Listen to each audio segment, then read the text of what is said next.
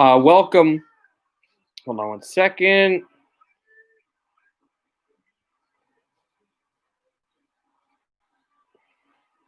Welcome. Sorry, I was just waiting for it to officially go live. But welcome. This is Peter Fivefoot, and the puck drops here. Of course, had a lot of technical difficulties today. It's been quite annoying, but we're finally live for the last game of 16.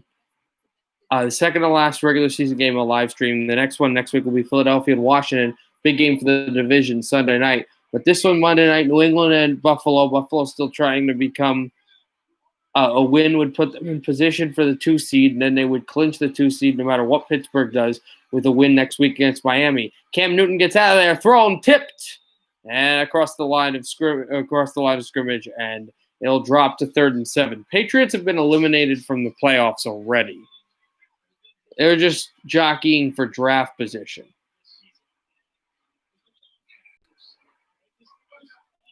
They're a 6-8 team. Buffalo an 11-3 team.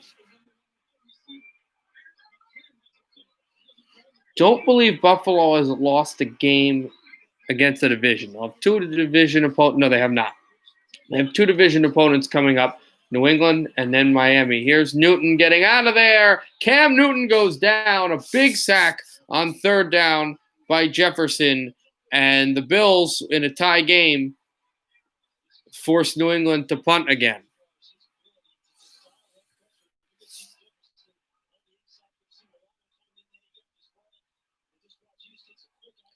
And that'll create some mishaps and a bad opportunity for the New England Patriots.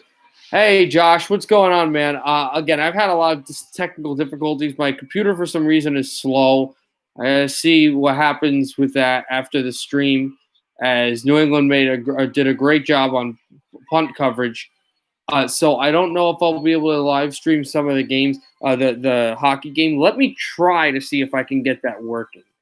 If I can, I'll actually start commentating it now. If the game between and I think Austria is not over, although I think it might be.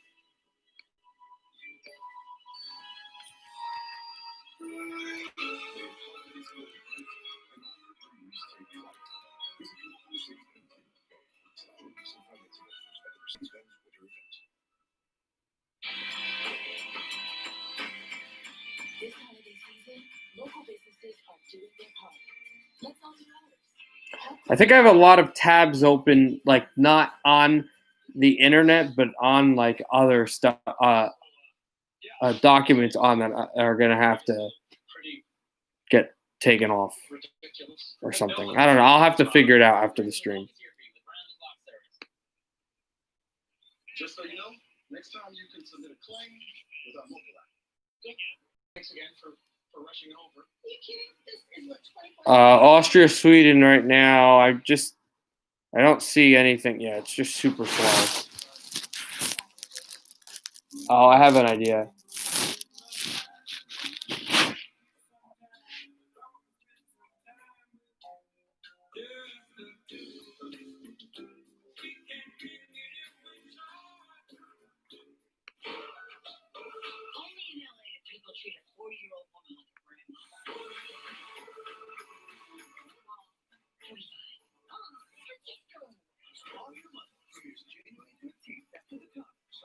Oh, yeah, the game's already over at this point. Okay, I was disconnected and now I'm connected again. I just have no idea what's going on with this computer today.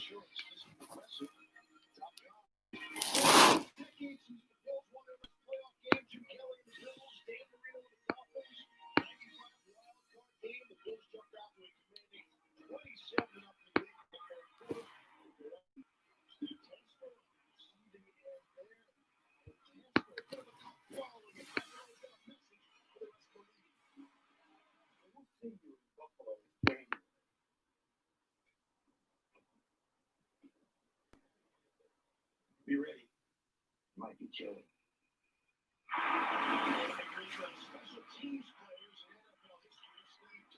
So the Bills are back here. They, with a win, would jump again over the Steelers.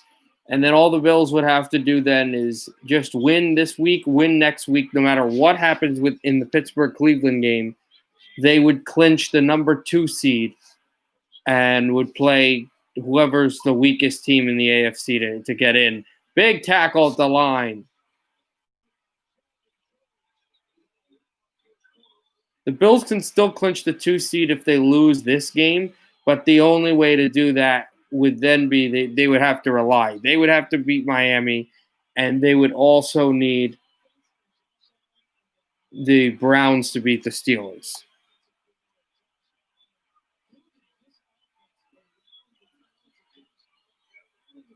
The Bills, one of 3 teams, Kansas City and Pittsburgh the other, that have already won their divisions. A handoff just past the 34 and then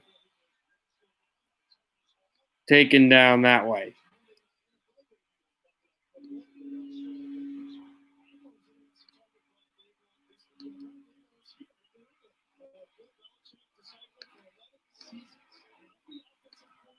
So 3rd and 5 coming up right now.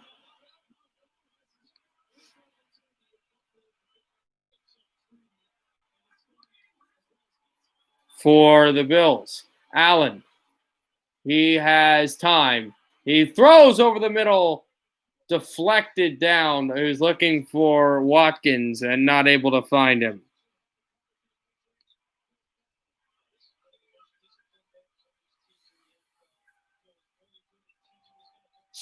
Chat connected again. Yeah, this computer is just this computer. I have no idea what's going on today.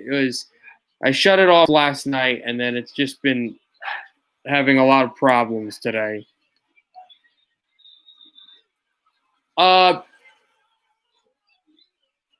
just went for it on 4th down. And I missed it completely. I'll tell you what happened. I think it was a trick play, and Buffalo just got a 1st down. They went for the punt, and it was a fake punt, and there was nobody. It was clean fake punt thrown by the long snapper right to the cornerback, and just like that, it is now a 1st down for the Bills. Okay, nice. Good to know. Thank you for the like. Hopefully this continues not with the internet issues. Bills call a timeout just after they converted the 1st down on 4th down. Again, you can watch this game on ESPN so you can see what's going on. So, right, we won't have another game till 9:30.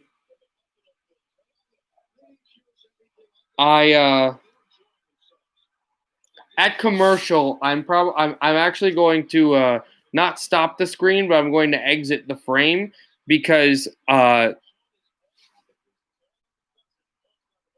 hold on one second. No, I have it because I'm gonna get this. It's easier for me to watch on Fubo TV, which is how I get some of the games on my phone than it is on my computer.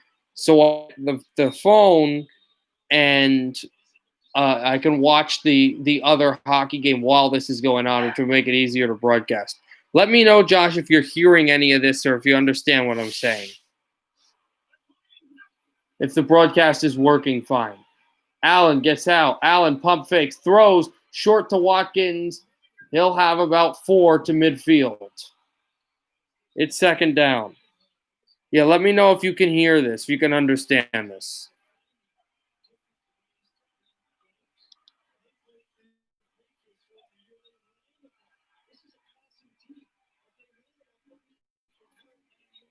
Second and 8. Okay, good. It's working now. That's good.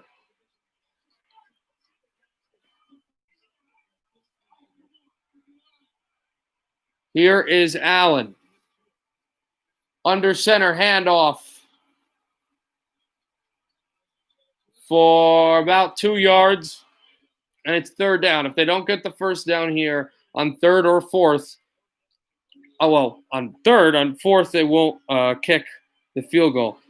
No, I can't ignore the warnings. They're actually important, so I understand what's going on. It said it was connected, and I wanted to make sure. No, it's one person. Cole Beasley leads the NFL in catches and yards from the slot. Interestingly, remember Sunday night will be another live stream, but Saturday as well. Saturday night at 8 o'clock, because Texas A&M's final game of the season, no matter what happens, the Orange Bowl against North Carolina, caught, and it looks like he's short. Beasley makes the catch, but he looks like he's short of the first down. And instead of 4th and 8, when they went for the punt pass, it's 4th and 1. The ball is at, I think, the 43-yard line of New England. We'll see what they do here. He's definitely short, but not by much. 63 minutes to go. Or 63 minutes. 60 seconds to go in the first quarter. We're tied at 3. Allen under center. Josh Allen, handoff. No, Allen's going to take his own number. There's a penalty flag thrown. But Josh Allen's going to be marked out at the 22-yard line of the Patriots. Buffalo is screaming that New England is offsides. If New England's offside, it doesn't matter. If it's holding, it's offsides, which they'll decline that penalty, of course. And so on 4th and 5, Buffalo takes the ball just outside of the New England red zone. And what a play call. Clearly New England is offside, and almost all their players bit on the run, and it was a run, but it was a Josh Allen fake, and he is a big man.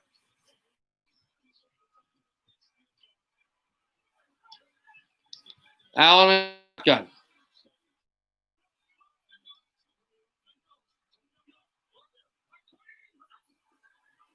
Josh Allen in the shotgun, having space. There's no pressure. Now he'll get out and throw on the run. Oh, and that was a touchdown. That was a touchdown that was dropped. And dropped into the end zone. It would have been 7-3 Buffalo. Wide. And a man rookie on the right side completely beat the New England defense.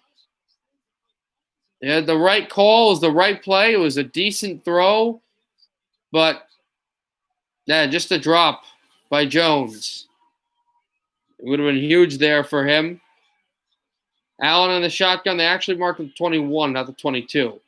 Josh Allen handoff up the middle. And Singletary is going to burst for what should be a first down. Let's see if his knee went down before the marker, but it will be a first down. And that's going to end the quarter, guys. But oh no, Bill's trying to snap this quickly. Will they get it off before the quarter ends? They will. Throw to the end zone. Intercepted, but a flag. New England picks it off in the end zone, but there is a flag.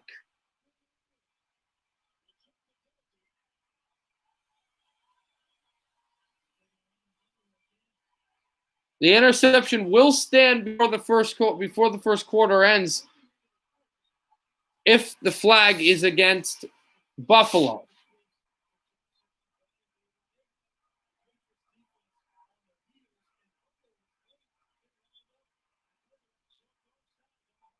Let's see what the call is here. Offside. Wow.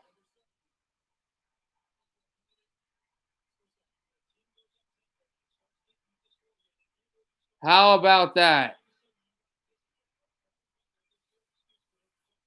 I think they're just – I don't know if there's going to be an untimed down here or if they'll go right to the end of the first quarter. But, no, they'll go right to the end of the first quarter. Josh Allen throws an interception in the end zone as they tried to quickly snap it. But there was an offside. So it's going to be 1st and goal again. And that will start the second quarter. We're tied at 3 in Gillette.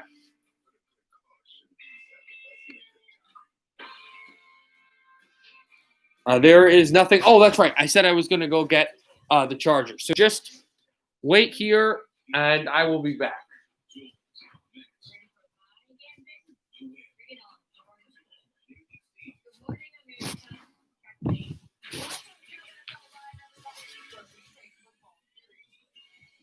I know the lighting is bad, but just don't mind that.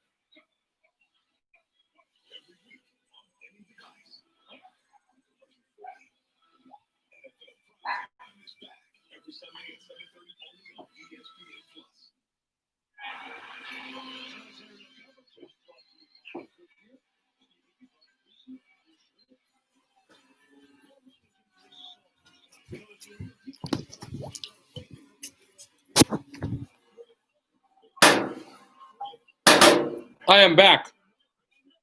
Just hold on 1 second. And it's going to be Allen. He's going to fake. He'll throw. Dropped in the end zone.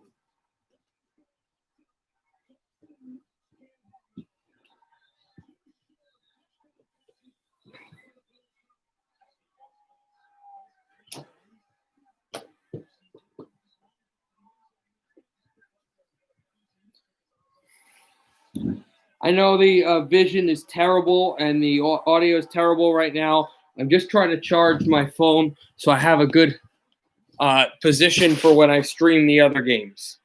All right, I am back. Josh, if you're here, that's good. Let me know, as it is going to be a handoff up the middle. Looks like he went into the end zone. Touchdown, Moss.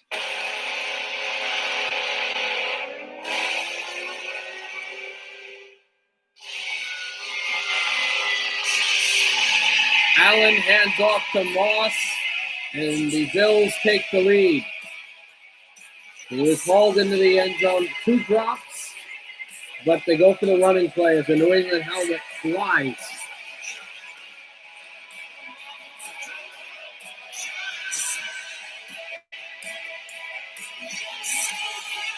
Extra point coming up, and it's good. Buffalo leads by 4. They take a red zone touchdown or the mistakes made by New England. The Bills take a 7-3 lead. The Bills have made the playoffs the last 2 years. They've not won a playoff game, but they could have the 2, 3, or 4 seed. Actually, I think they might be void of having the 4 seed. I think it might be 2 or 3. And again, they may have the 2 seed in the playoffs, depending on what happens.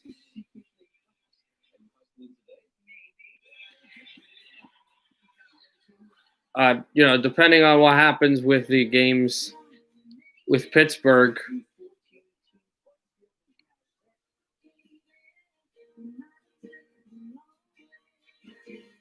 We're talking about a 14 playoff field. It's like, this is a big change. I'm going, let's get a 16 playoff field like the rest of sports. The NBA has it. The NHL has it, although I'm not in favor of how the NHL does their playoffs right now. I got to say, you want to talk about that. I think the 1-8 seed, the 3 divisions, and, I know why the NHL does that. It's to get 2 different markets like kind of into it and have the economics in that way. So instead of like the 2 teams in the East competing for the Eastern Conference crown are both in the New York, New Jersey area. They want like a either Floridian or a Northern Canadian or Northeast team against East Coast in the East in the conference final. So it's better for both markets economically, and one in the middle of the country, either Canada or the United States, and one in the West Coast of America or Canada. I get the economical restraints, but it's just really I think you're missing out on the rivalries when you do that. You know what I mean?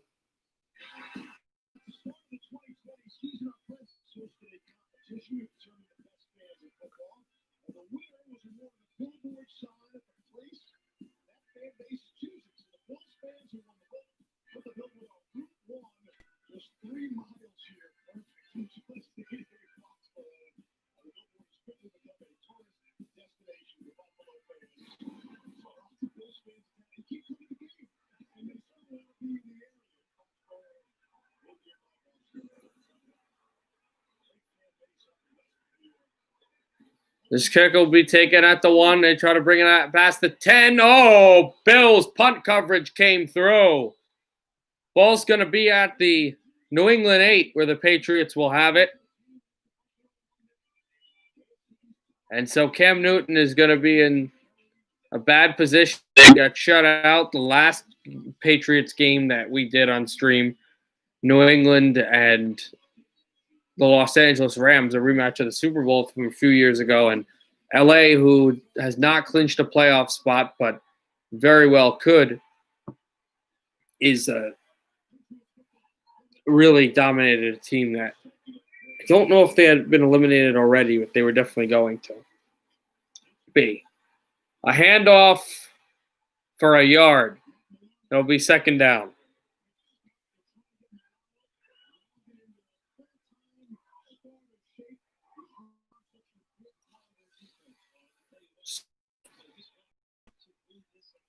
That's just real solid defense by Buffalo. Also, in about 35 minutes, the game will start between. I actually don't remember who it is between, but there's a throw incomplete off of Boyd.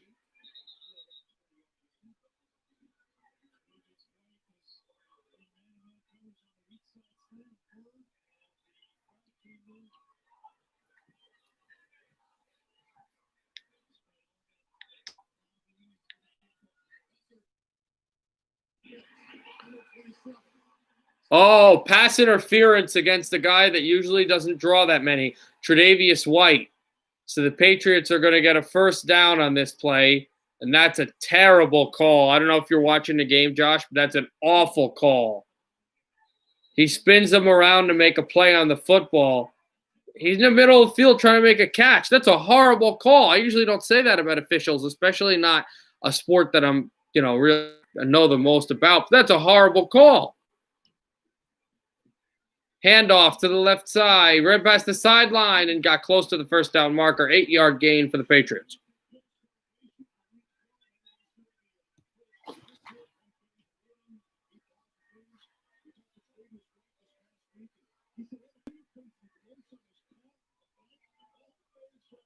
The next game, Slovakia and Germany. That'll be the next game, the only other game, and I'll be streaming that kind of when I can. Probably be streaming it also after this game. I think I will do that. That'll be a handoff for a little bit, and it'll be a first down for New England.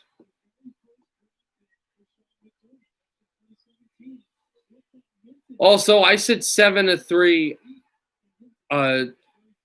Buffalo. I don't know how to do math. It was 10-3.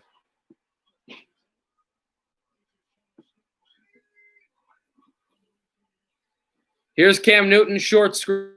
Almost busted up. Boyd running for more room, but he stepped out of bounds before he got to the first down marker. It'll be second and short. I said he stepped out of bounds a lot before that. I thought that he was knocked out at.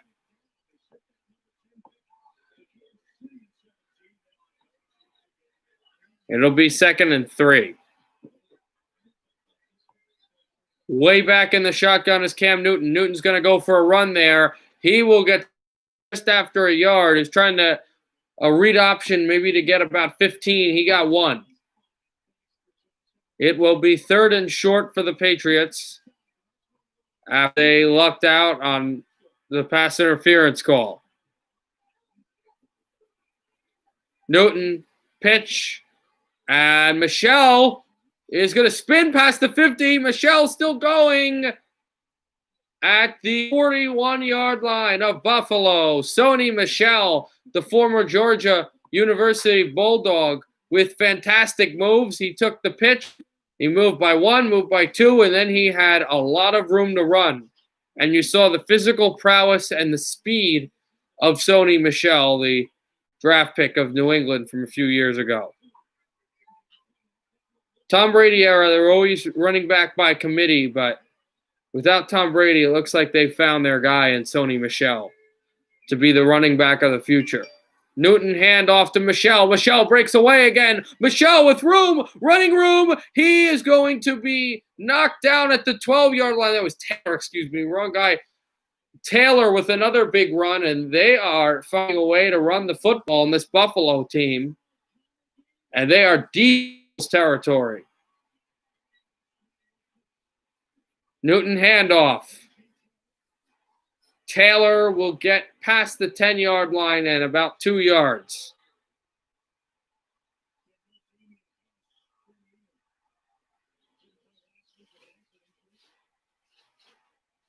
They substitute more people. This is J.J. Taylor, an undrafted free agent, never drafted in the NFL draft, but he's come through big for New England here. That big run earlier and then 1.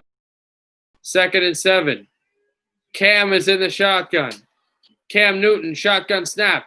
Cam Newton getting – Newton almost sacked. Still's on his feet. Cam is going to take a run. He's going to go by 1. Cam into the end zone. Touchdown, Patriots!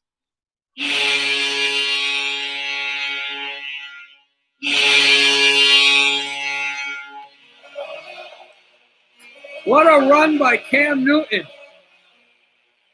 And the Patriots are an extra point away from tying it.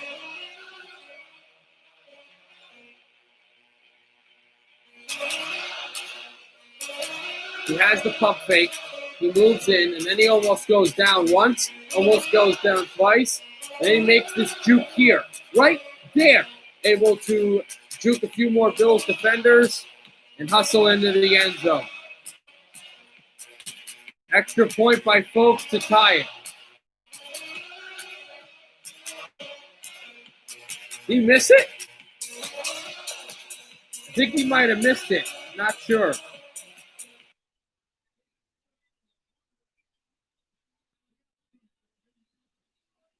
Not sure if he missed it, guys. The TV angle on that was very bad. So I don't know if he missed the kick.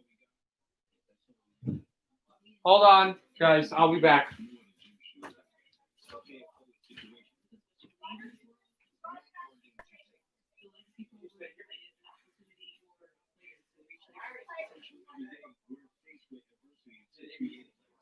I know. I said that. I said, can I go see you?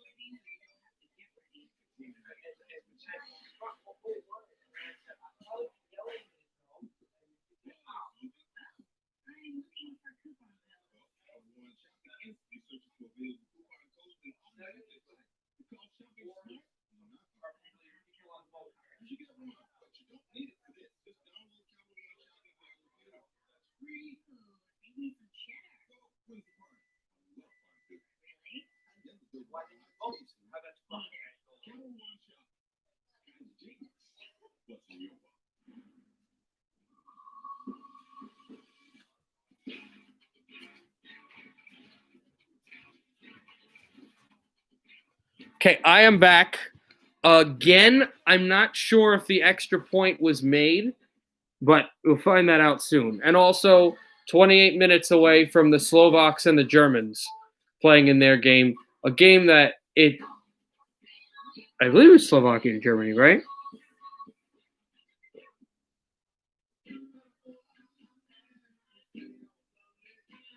Yeah, Slovakia has is 1-1 with 3 points. The win over Switzerland and the loss to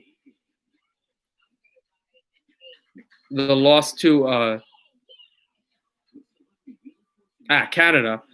A good chance. Germany just desperate to win this game. So if they don't win this game, they'd go 0-3. A decent loss to Finland, and then getting absolutely shackled by Team Canada 16-2. And Germany has to find a way to win Slovakia, or there's no chance. So Cam Newton gets the touchdown for New England. The Patriots. And here comes the score so I can see. Yeah, they missed the extra point. He missed the extra point, so the Bills still have a lead. Kicked out into the end zone and out. It will be a touchback. Hold on, guys. I'll take a quick break. I'll be right back.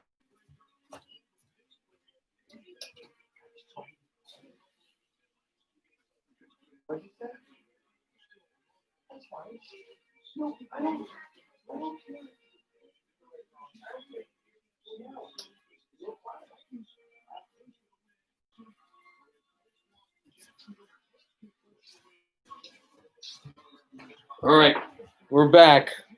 Again, sorry for the constant moving up and down with this thing. I've just been going crazy. Allen in the shotgun. Ball at the 25-yard line, of course, since it was a touchback. Josh Allen gets the snap, fakes the handoff. Allen in pressure, going to throw it over the top. He'll have a man to the 49-yard line of Buffalo. She'll get to the 50, actually. And that is a quick conversion of a first down and movement way up the field for the Bills.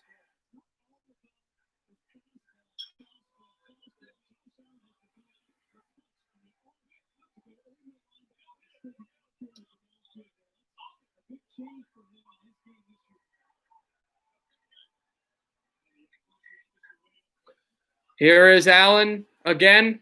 Under center, Allen getting out of there, throwing it, and he threw it incomplete because he had pressure to his backside. It'll be 2nd and 10.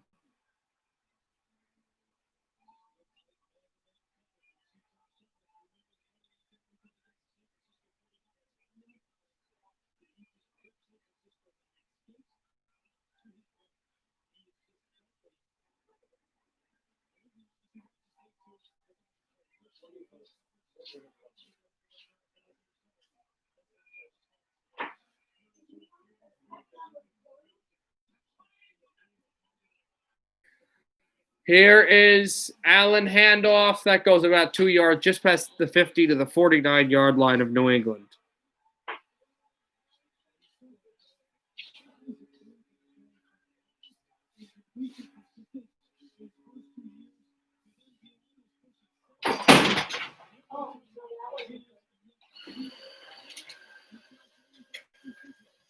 Just so you know, I will, as I said, I will also be streaming Germany and Slovakia's World Juniors hockey game later once that game starts in about 24 minutes. Here's Allen. Allen throwing on the run, and he'll find the former Cowboy Cole Beasley reaching way short of the first down marker. And it will be 4th down, and the Bills will punt.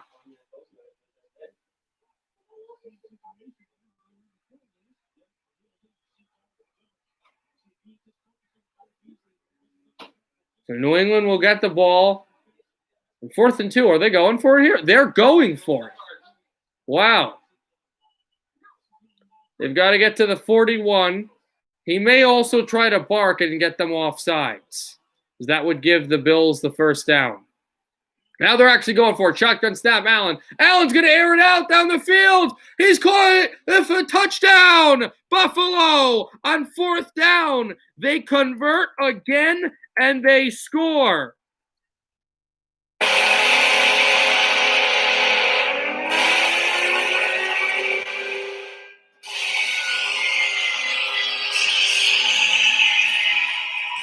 Oh, no. Touchdown doesn't count. Referees have just announced that New England called a timeout before the ball was snapped. Wow. Bill Belichick just saved his team. He just saved his team. And before that ball went to the receiver, before they snapped the ball, Bill Belichick went over and called a timeout, which means it'll be 4th and 2, and the touchdown for Buffalo doesn't happen. Bill's still up by 1. We'll see now if they go for it again or if they punt. What a smart move by Bill Belichick, a seasoned coach who gets it. Also, Josh, let me know if you're here, so we can have some conversations, trivia, whatever. So let me know if you're here, Josh. Speaking of Josh Allen in the shotgun.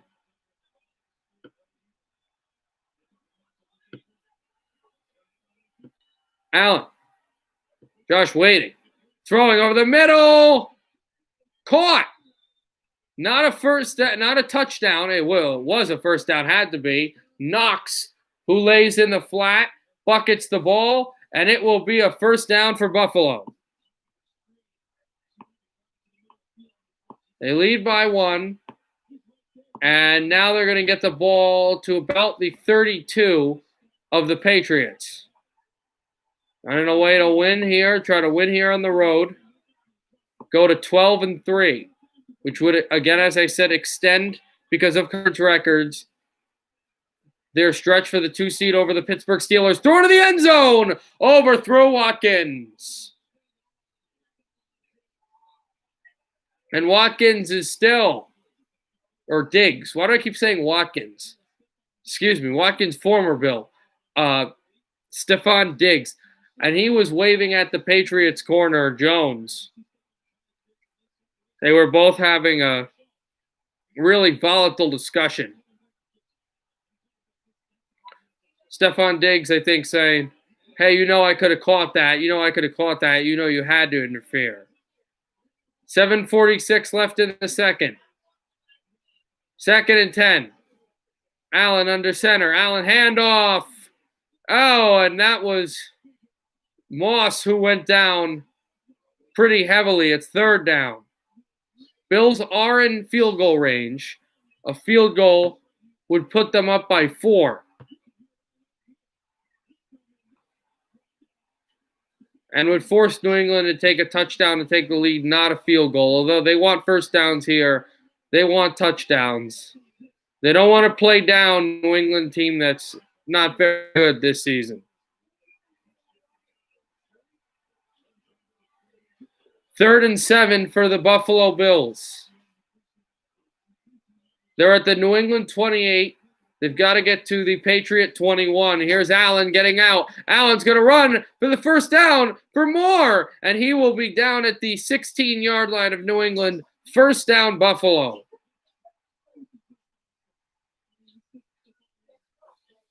The clock will continue to stretch that way as well, as in a difference to last night's game that I streamed between Green Bay and Tennessee. This clock is moving pretty fast. And remember, this is a way closer game than that one. We got a 1-point game. Bills pushing for more, though.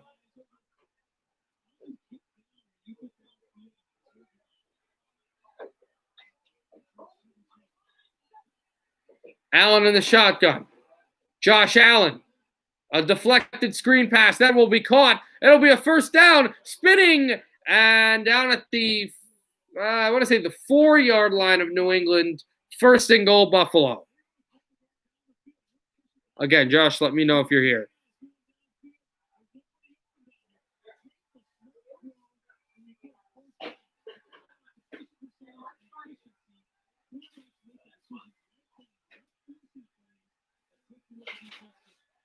Clock continuing to run. New England spent that one timeout we know on the timeout on the 4th down touchdown that was called back because of the timeout, but Buffalo did convert on that 4th down anyway. Here's Allen. Allen in the center. He's going to throw. Wide open. Touchdown, Buffalo. They bring the rookie tight end out, and the Bills, do now take the lead. Lee Smith And Allen rolls out. Smith, who is eligible, cuts over the middle, and boy, this guy's a blocking tight end, not a catching one, but nobody in New England's side picked him up. Extra point is good. Buffalo jumps up by 8, 17-9.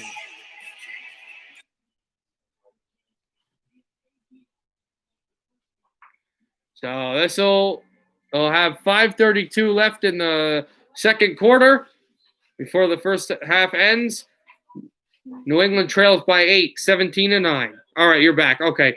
Buffalo, interesting thing that happened. New England scored a touchdown with Cam Newton, which was pretty crazy. Then Buffalo got the ball back, scored a fourth down touchdown, but it was called back because Belichick called a timeout. But then they converted on fourth down anyway, drove down the field, and the first touchdown pass of the night for Josh Allen. So also New England's touchdown, they missed an extra point. So instead of being down by 7, they're down by 8, 17-9 in this game.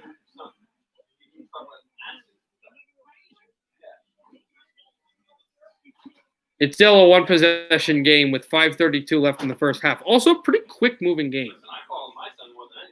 I'm live streaming the Germany-Slovakia game in breaks once it starts, and also I will be live streaming the Germany-Slovakia game, the remainder of it, when this game ends. So tune in for that, Josh. We'll be live streaming Germany-Slovakia. Okay, you can update me, but I'm telling you, I will be live streaming it. So when the football game's over, stay here. Also, let me get something to drink.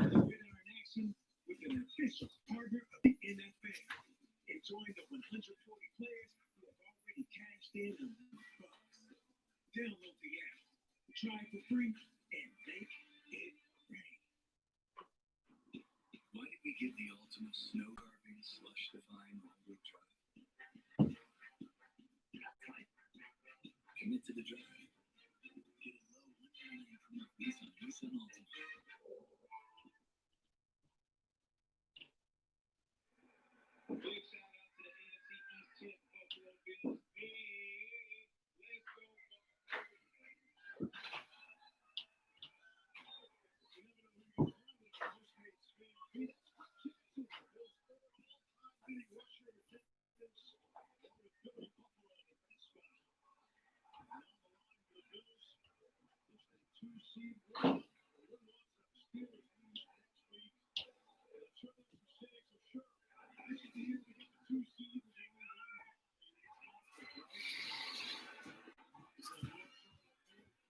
Here we go.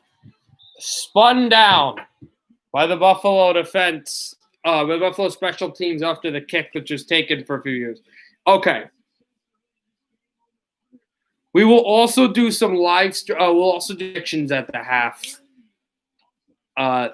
So I probably won't be doing too much live streaming of the hockey game while the game's still going on, but I'll definitely do it later.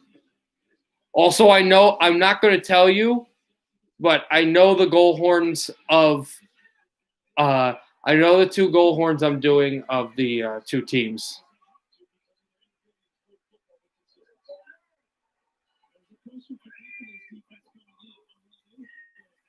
Actually, I'm going to switch one of them. I was going to use one of the goal horns of a team that you like. You know what? I'll use that one. I'm going to switch one of the ones I wanted to use. All right, I know the 2 ones I'm doing.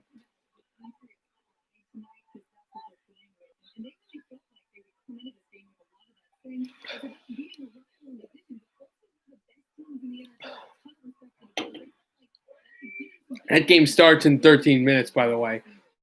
Cam Newton throwing while hit, and he'll throw low to his receiver. It's 3rd and 7. He tried to go for N'Keal Harry. 4:57 to go in the second.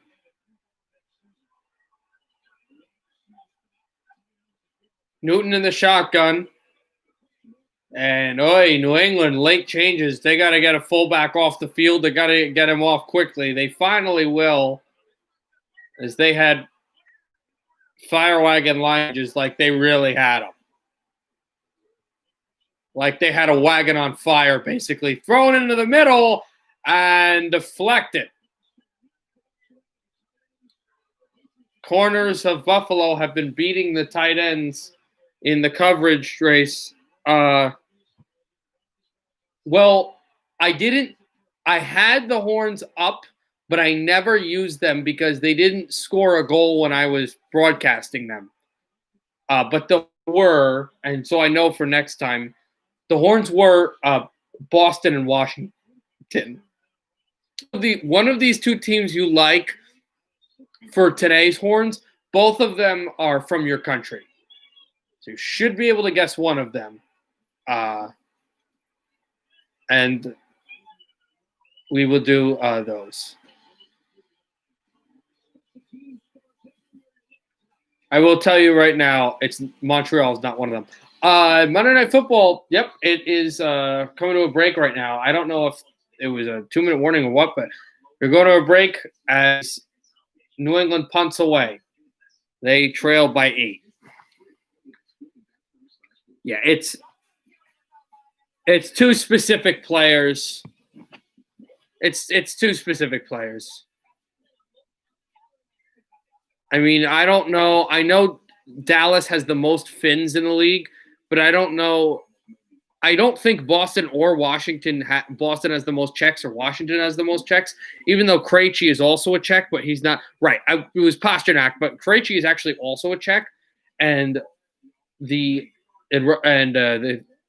Caps have other Russians, but I don't know like what statistic of what team has the most Czechoslovakian players in the league and what team has the most Russians. I don't think it's Washington or Boston, but I just wonder. The only one I know for sure is what team has the most Finnish players in the league. I think it used to be the Red Wings, but it's the Stars now. The Stars have a lot of players from Finland.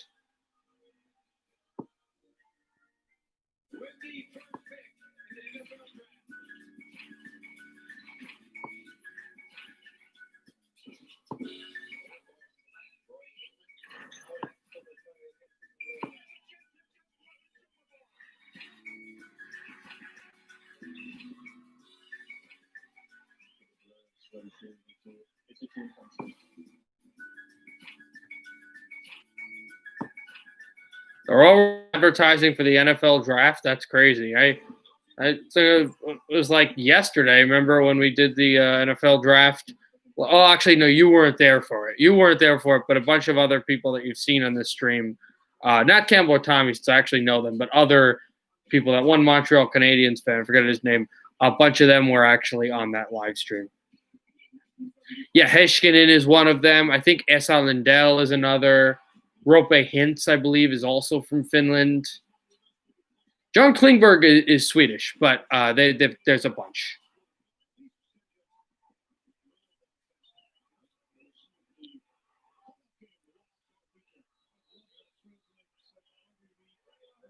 I believe their best is Rope Hintz. Rope Hintz does not get enough credit. He's going to leave Dallas in a few years, and probably. I don't think he's going to stay because there'll be more money given to him, and Dallas is going to really miss him. He's so good. Here is throwing to the ground after he was pressured. New England picks it up. It's not a fumble. Chase Vinovich, who's been a leader on this defense, consistent players in a very inconsistent season for the New England Patriots with the pressure. Chase Vinovich was yelling at the referee that that's a fumble, but he was all on that one, absolutely. Yeah, Klingberg, especially in the Vegas series, I'm not comparing him to him specifically. I believe Lidstrom's the greatest. But hold on one second. Allen, pump fake, throws over the middle. He's got a wide open man, and it's going to be Stephon Diggs to the 50-yard line. I'm not really comparing him like he's better or anything than Nicholas Lidstrom, who I believe is the greatest defenseman to ever play the game, over Bobby Orr, over Ray Bourque, over Al McGinnis, all of those guys. But there were plays, especially in the series against the Golden Knights, where he looked like Lidstrom. Like he would just do simple things. He'd get the puck out of the own zone, rarely take penalties, very disciplined.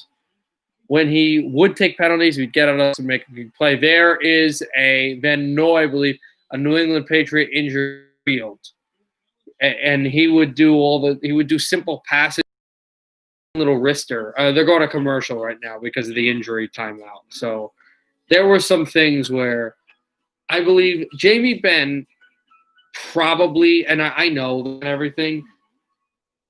Hudobin was fantastic, but if they win the Cup, Jamie Benn probably wins the Conn Smythe. But I would have made a big case for Jonathan Klingberg.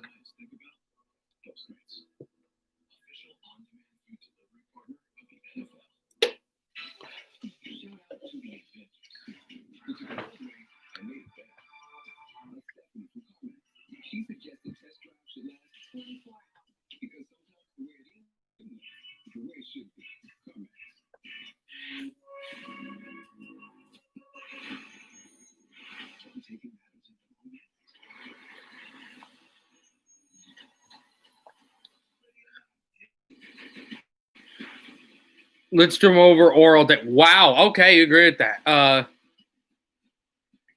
Hey, if I had to one player on each, if I had to make a top five of a roster, I had the greatest players at their prime of all time. I'm starting Gretzky at center. I'm starting at left wing. I'm at right wing. I'm starting Gordie Howe, and at left wing, I'm starting Beliveau. The first pairing, on the left side, is Lidstrom. On the right side is, and my goalie is Marty Brodeur. That's my starting lineup. Gretzky, Howe, Beliveau, and then Lidstrom, Orr, and Brodeur. My starting five, if I had to start a roster of the best players of all time. And he's one of those guys that everybody agrees he's definitely top 100, definitely top 15, whatever. Nobody puts him in top 5. I think he's slightly in my list, better than Lafleur, and slightly better than Rocket Richard as of all time.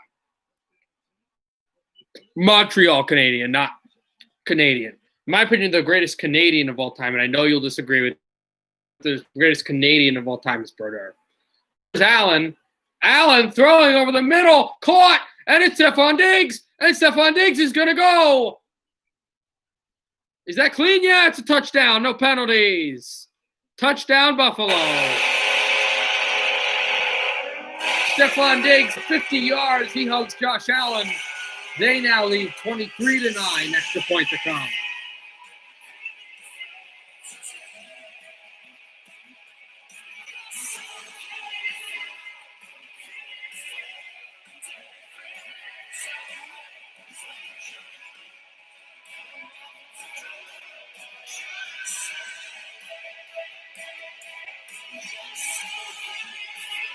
So that is Diggs with the touchdown, and here's the extra point. It is good, 24-9 Buffalo. Also want to say this is how great that career was and how long that career was with Gordie Howe. Gordie Howe. He played against every player on my top 5 unit except for Brodeur and Lidstrom. He played against Wayne Gretzky. He played against Beliveau, played against Bobby Orr. He didn't play against Lidstrom, and he didn't play against Brodeur, but you remember that Lidstrom was in, I think, 1989, and he didn't start playing until 1991. Might have been 1990. I forget exactly which draft. And Brodeur wasn't drafted until 1992, and he didn't start playing until 1993. And obviously, Gordie Howe retired in 1980. But he had to play against all those other guys.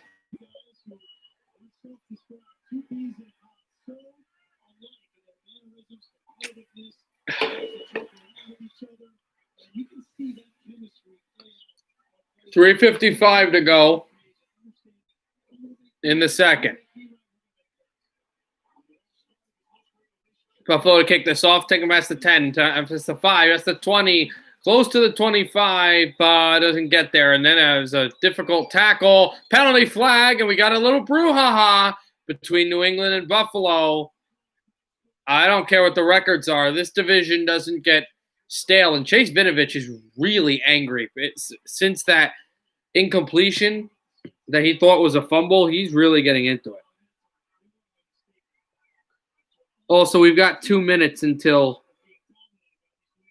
Germany and Slovakia.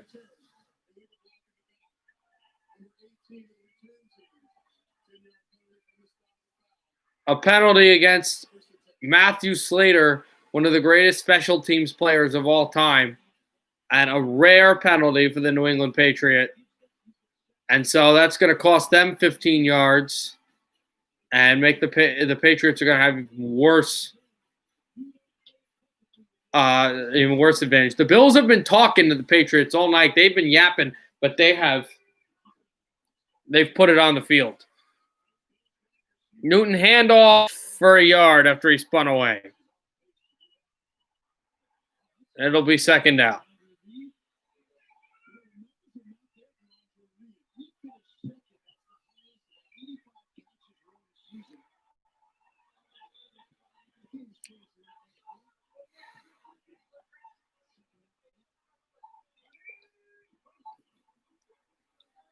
Here's Cam Newton.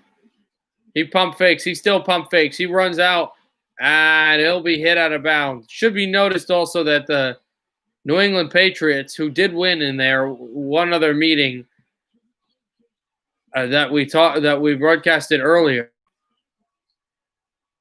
in New Jersey, will be playing the Jets trying to get their third and final win of the year after they've won the 2 straight games against winning teams, the LA Rams and Cleveland. And that'll be Jets and Patriots next week, which will be pretty big.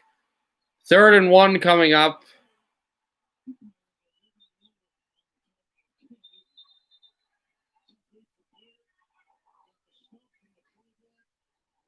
And I don't know, but Jordan Poyer, I don't know if they're ejecting him or something, but he hit Cam Newton hard, close to the head area. There's a run for a first down. They do convert, New England does.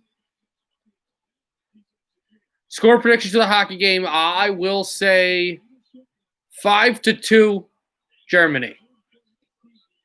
Slovakia is really good defensively. I'd say probably 2 of those goals come off empty netters, but Germany needs this win. I don't know mathematically if they're eliminated if they don't win this game, and if they lose in regulation, I should say. But it feels like they would be eliminated. Do you know for a fact? Because I don't know this. I've only watched like a year or 2 of World Juniors. I didn't grow up on it. Is it the first 3 teams or first 2 teams that get out of a bracket? Like, is it 2, 3, 4? Like, how does it work? Because I know there's 5 teams, 3-2 Germany in overtime. Okay. Because I know that would be okay for Slovakia. As there's a 2-minute warning coming up now. New England still has the ball deep in their end, and they'll try to see what happens there.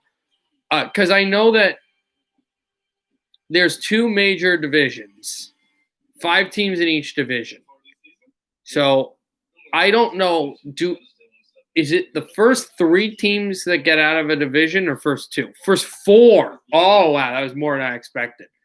Okay. So even if Germany loses in regulation, which isn't good for them, but even if they do, they could still have a slight chance to get in. But you don't want to play that way. It's still a big game for Slovakia, too, because Slovakia, if they could say, well, we beat Switzerland where Switzerland was favored. We beat Germany, we got the 6 points, and we pushed Canada to the edge. Like, they look good. And also, I got to say, I ranted yesterday to you how Russia was a vastly better team than Canada. Boy, maybe not vastly. I'm putting words into my own mouth. I didn't say vastly, but that they were a better team. it's not they played bad, but they got outclassed and outworked, especially outworked by the Czech Republic, and they're not undefeated anymore. There's only one team. I believe there's only one team that's undefeated. Yeah, and I think that's just the Canadians. I think there might be another team that got 6 points. Germany might not be the only. Canada might not be the only team, but Canada is really good.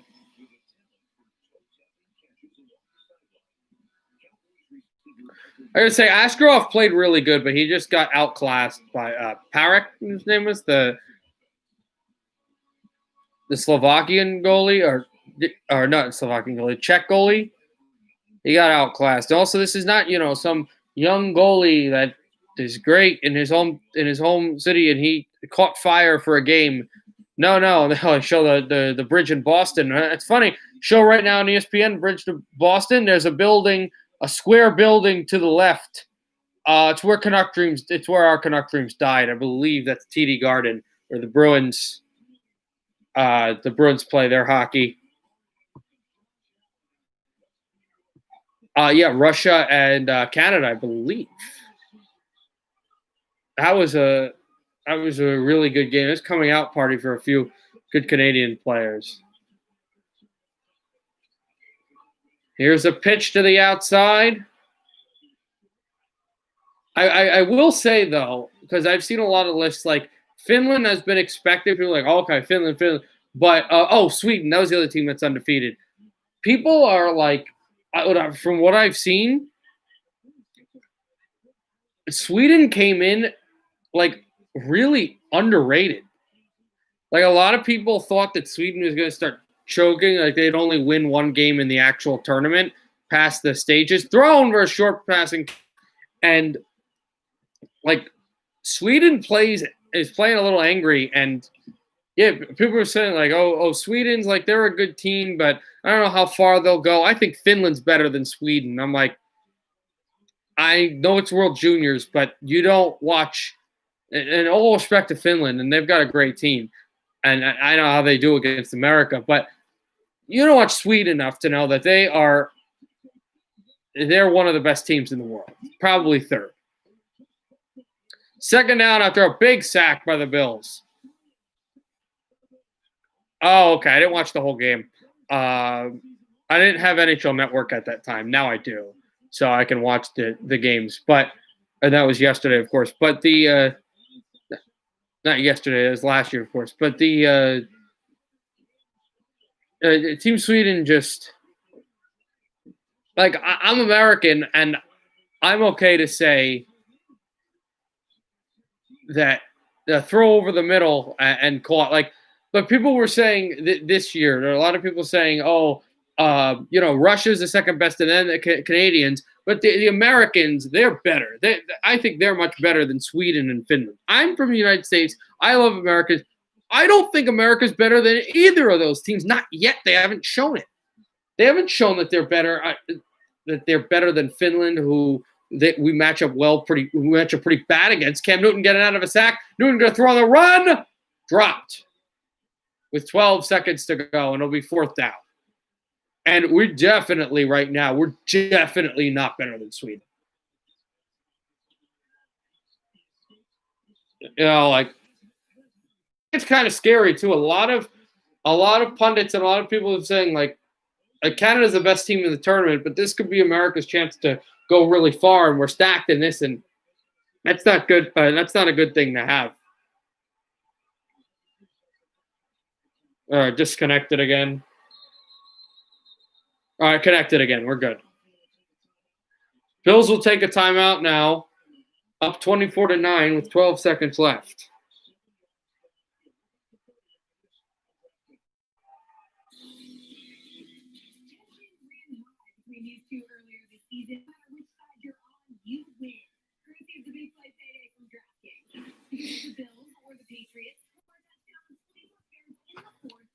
All right, Josh, just so you know, because I do kind of want to broadcast the game, the other game, when we get to this is 12 seconds left in the game. When we get to halftime, like immediately, I want you to get your Just let me know if you're there because I want to immediately start doing the Week 17 predictions. So get ready and let me know if you're here to start with that. There's 12 seconds left, so we'll be getting ready for that right now as the Patriots will punt.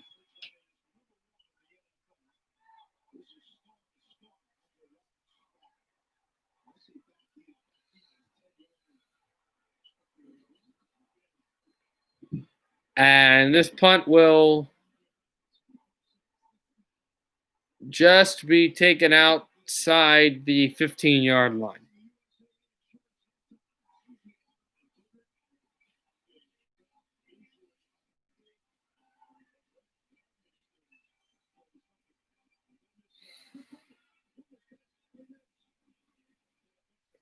So, Josh, get ready for that.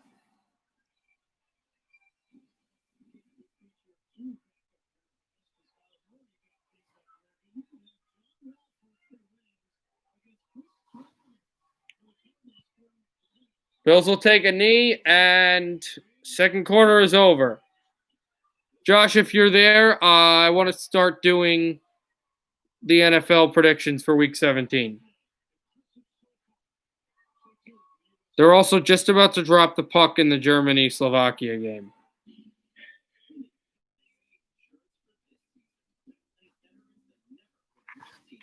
So please let me know if you're ready to start doing predictions.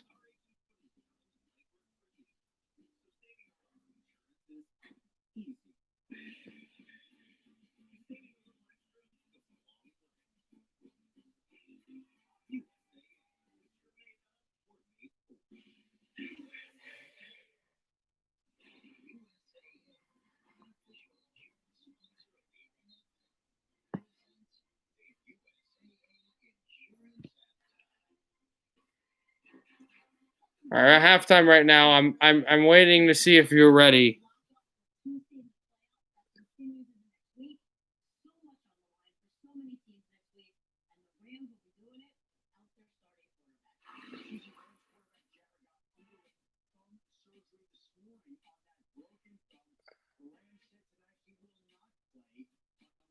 Oh, Jared Goff is out against a super important game against the Cardinals. Remember, they still haven't clinched a playoff spot. They've lost the division and try to get to a wild card.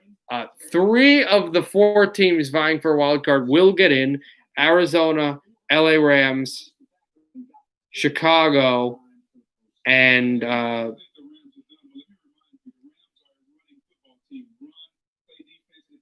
I think that's just it. No, it's just 2 of the next 3. That's right.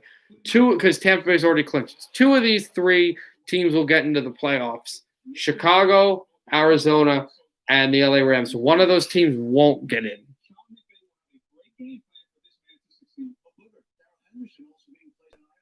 Obviously, the C's team as well, but none. It's just for the division. Only one's going to get in for the division, not for the wild card. They've been eliminated for the wild card for the last like couple weeks.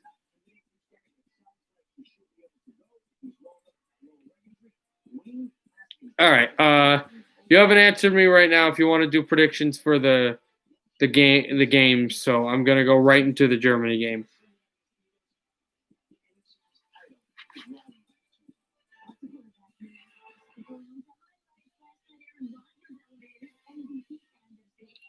All right, it'll be taken from the left side by Slovakia and jammed in behind the goal. It'll be icing.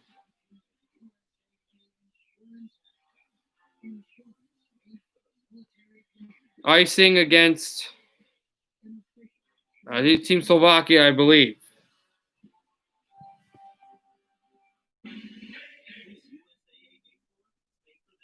So they are just looking at a highlight there as the Slovaks keep it in. Jammed in off the right side and turned by there. They go to center on his holes check and then moving back. Again, corralled off in to the center ice and backhanded in through. Almost went off of a check. Slovakia tries to keep this puck in and then placed down by the Germans. Moved into the Slovakian end. Shot over the center, looked off for a potential turnover, and then jostled off the right wall.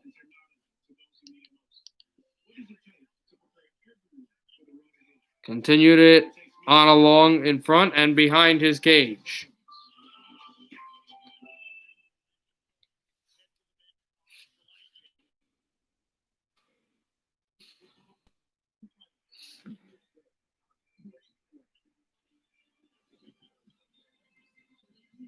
Back in again and flung through.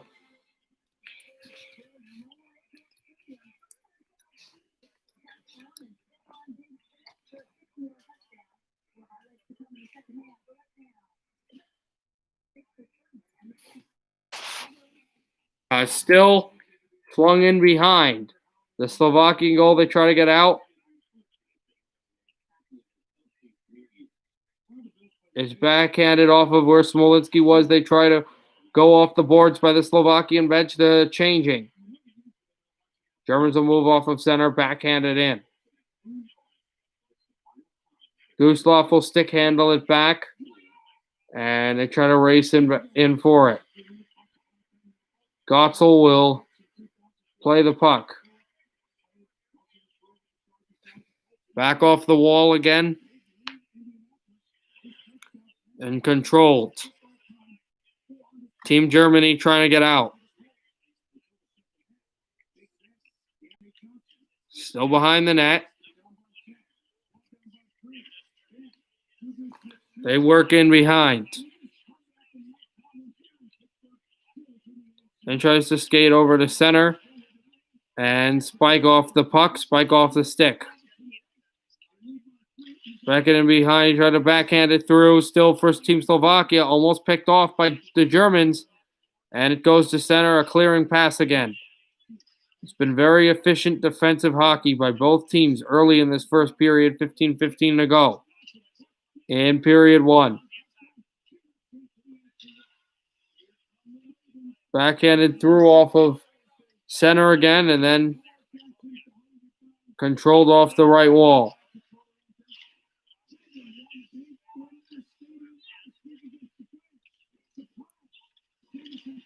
Back to center and then drop down off of center again.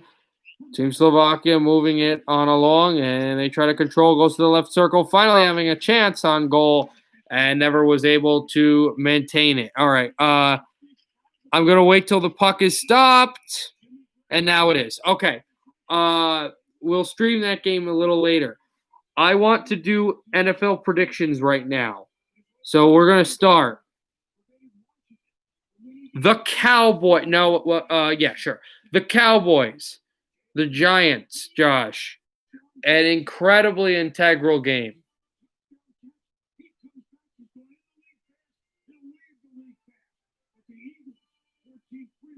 The Giants and the Cowboys. I have the Giants winning 17-14 over Dallas in a hugely important game.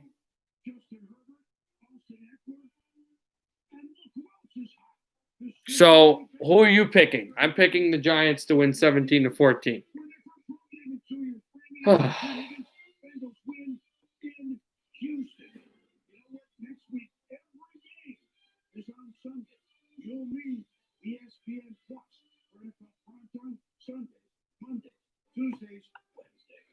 Giants 34-20. Oh, okay.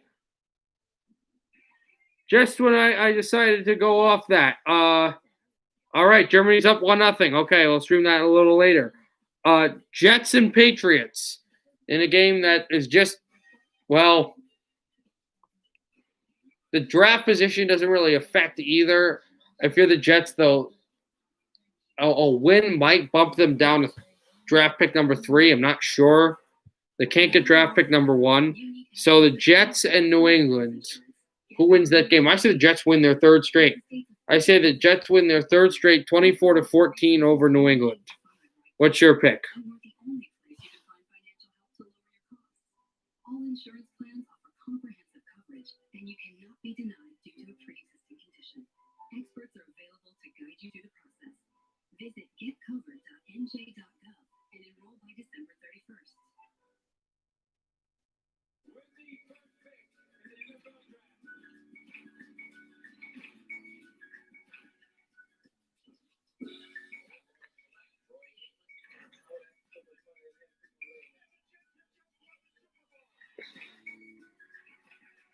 Yeah, what's your pick? Because let's try to go fast on this because we're trying to go through some of these.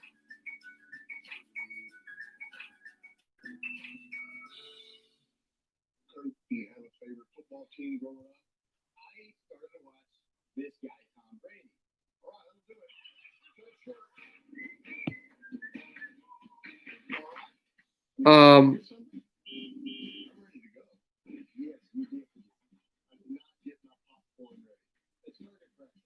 Atlanta versus Tampa Bay. I say the Bucks win this 40-3. Bucks 40-3 over Atlanta. That's my pick there. So for Tampa Bay. It's a game between a team that has already clinched the playoffs, lost the division, just trying to see seeding if they'll land at 5, 6, or 7.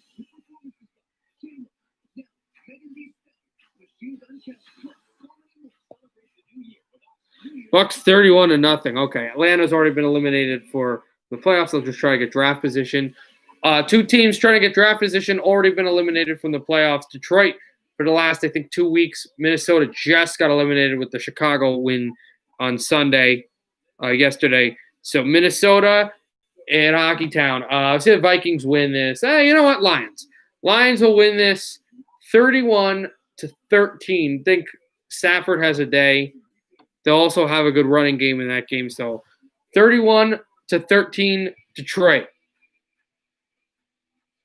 That's my pick there.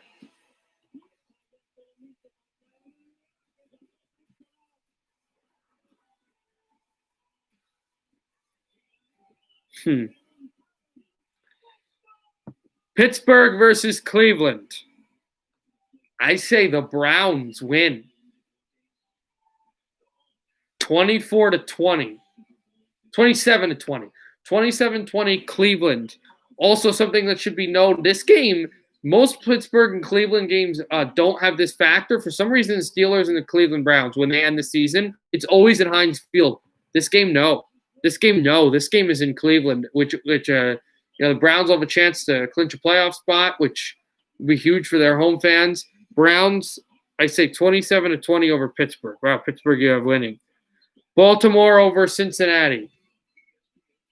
20-13. I think the Ravens, for some reason, are going to have a stale offense, but they get it enough to get it done. 20-13 Baltimore.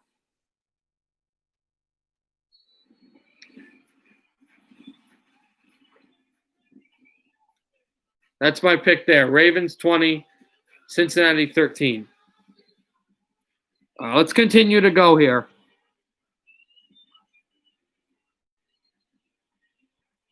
Buffalo, Miami.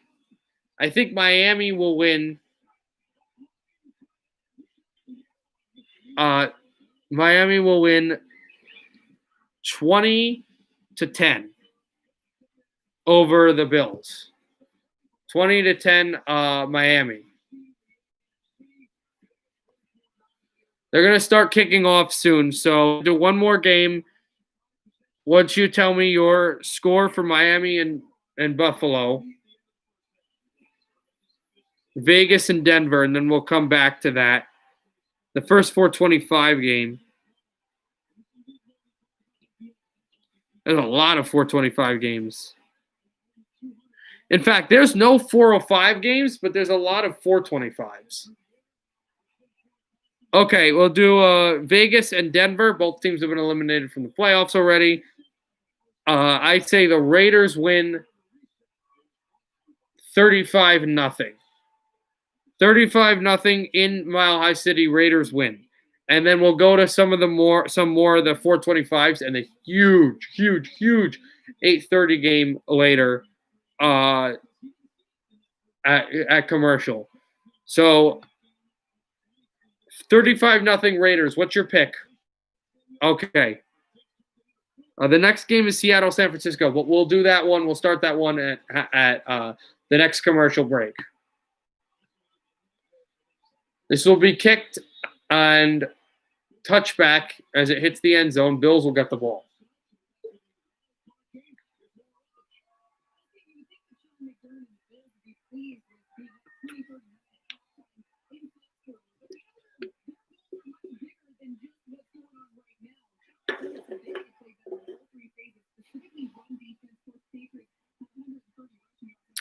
Okay, good to know.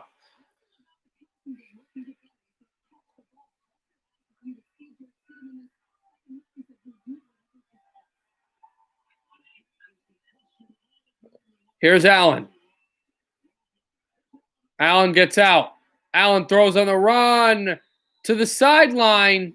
Is that caught? That was caught. Tight end Knox, I believe. He is the one that will bucket catch this by the sideline, and the Bills will convert. There is a penalty or a timeout? A challenge flag thrown by Bill Belichick, which is actually good for us because that means that we can go to commercial and start doing some more of these predictions. That's tough. They're going to have to look to see if that first foot drags. Yeah, looks like he's got it. 2 toe drags by Knox. The catch looks like it will stand, but they're going to still look at it anyway. Bills early are driving in the third quarter. Germany is not the Oilers. The Oilers' horn is not going to be used. A dry saddle, yes, would be your thought.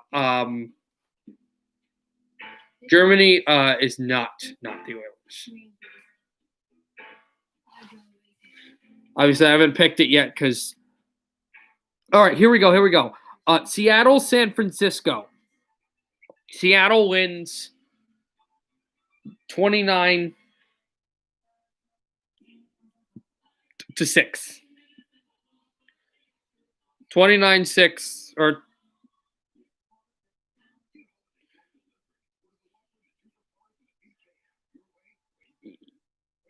yeah, 29-6 Seattle.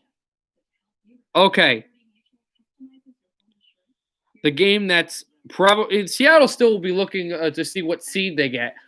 But the other game that's huge in the NFC West, Arizona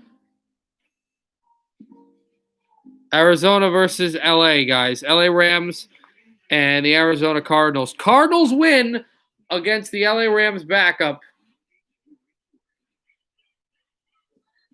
30-13.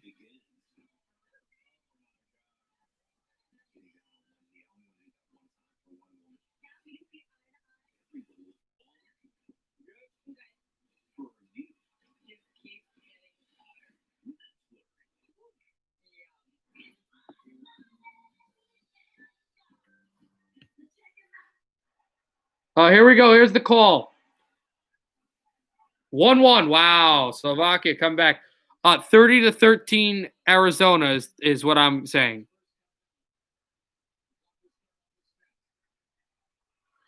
Arizona, LA Rams. Also, Jared Goff's Rams.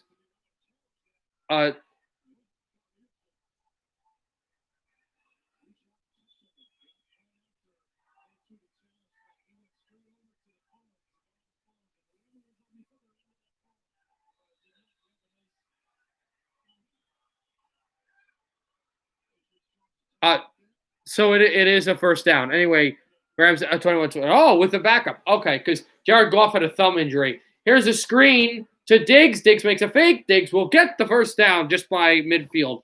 And our next commercial, we'll go back to that. Wow. That's really disheartening if you're a fan of Team Germany.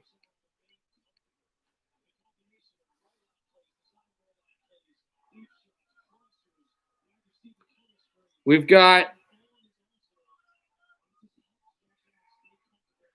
6 more games left to predict.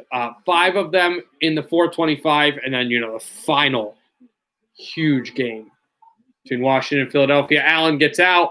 Josh Allen on the run. He's going to throw on the run, and I don't know where that ball was going.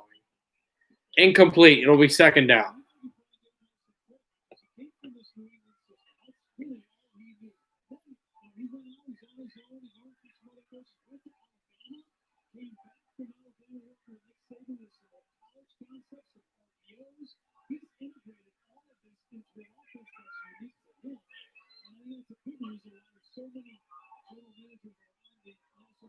Yeah, absolutely. Go Philadelphia.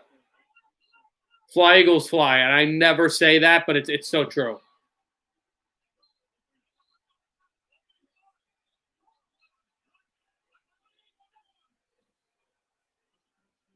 Here's Allen. Thrown over the shoulder.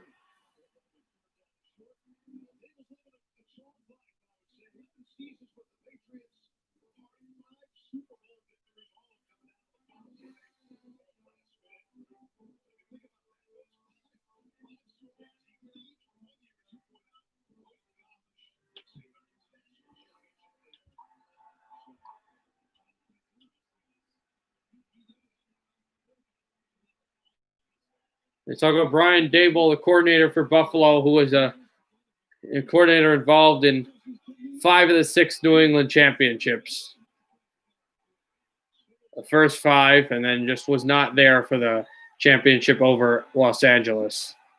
But he's leading this Bills team, Patriot team that's going to miss the playoffs, and a Bills team that might end up having the second best record in the AFC behind the defending champs. Oh, that's right, because you don't want Cleveland to win. Right. Just same thing with me. You don't want Cleveland to win because they could eliminate you. Isn't there still a realm of possibility that both Cleveland and Baltimore get in the playoffs though? Because right now, if the season ended today, Cleveland and Baltimore would be in the playoffs because the odd man out is the team that I picked to go to the conference final and lose to Kansas City, Indianapolis. So that's still possible, but it's not kind of not likely. A first down throw, it'll be 1st and 10 as the Bills are marching yet again. Bills have had a lot of these games where they just have had so much momentum and just keep on getting those touchdowns. They just make the defensive work so efficient. Wow, really? Screen to Diggs. Diggs will push forwards and get the first down. So the Bills continuing the march here.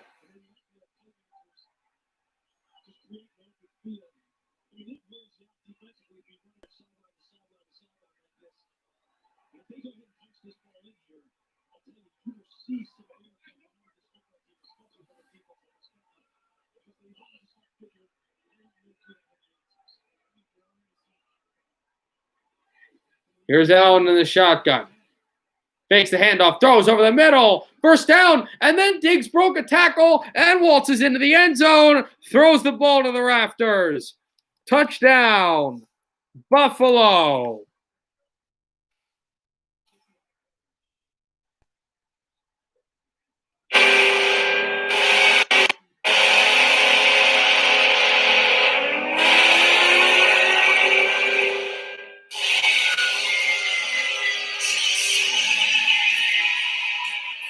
A throw over the top to Diggs again. He breaks a tackle and gets into the end zone. And so that drive took 3:32 of time. Still early in the third quarter. The kick is good.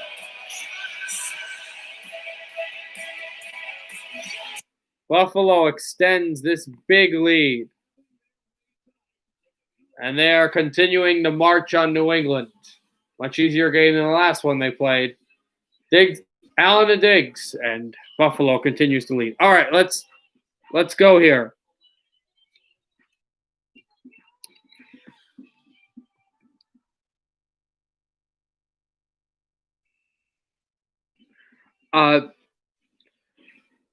Jacksonville and Indianapolis.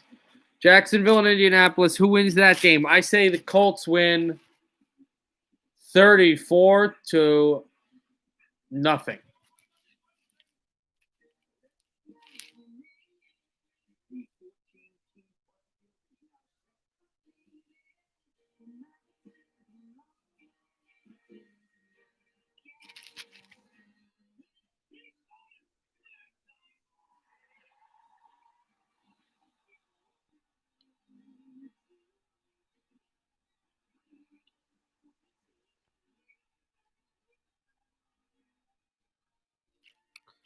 So that's what I'm picking.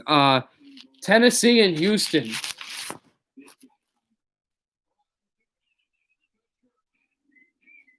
So I'll pick the Texans to beat Tennessee.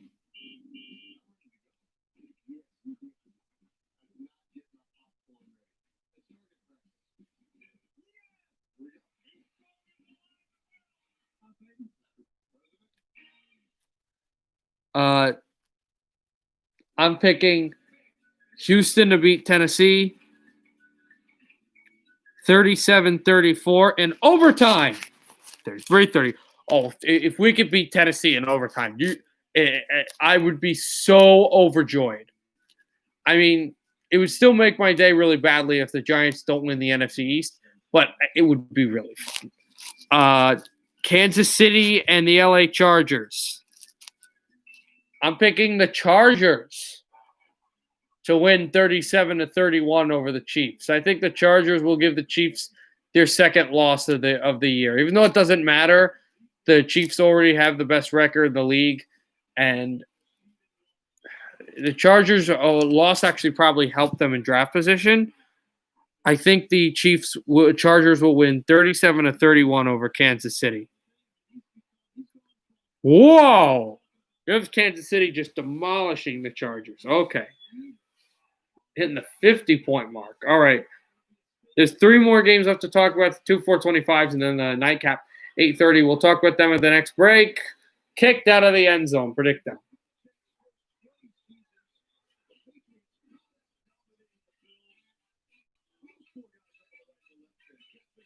"17 AFC titles by the Patriots, 35 head-to-head wins by New England over Buffalo, but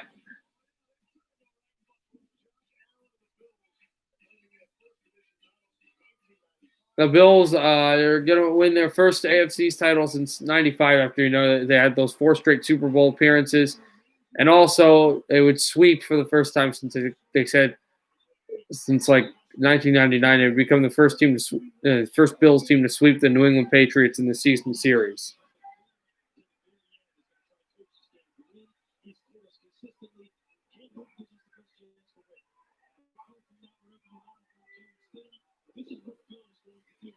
Here is a handoff, stuffed behind the line of scrimmage.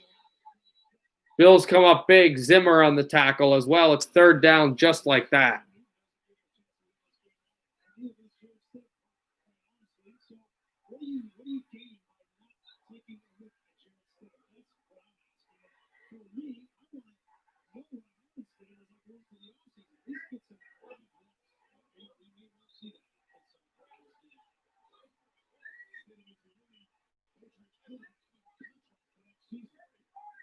Here is Newton in the shotgun. I just said that Jarrett Stidham, former Auburn quarterback, actually the only New England quarterback under contract for next season. Not even Cam Newton as he flips to the running back who just got stuffed. Buffalo forces 4th down, and this should be a Patriot punt on 4th and 2.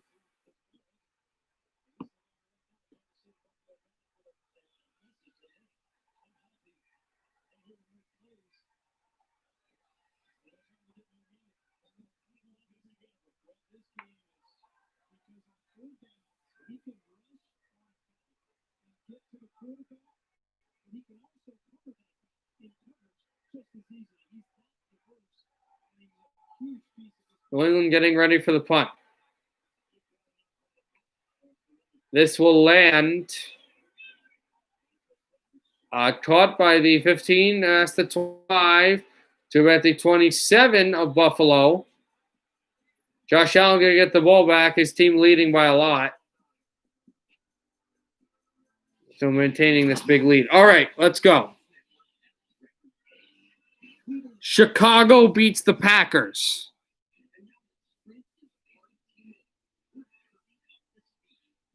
Uh, 33-28. Also, 33-28. Also,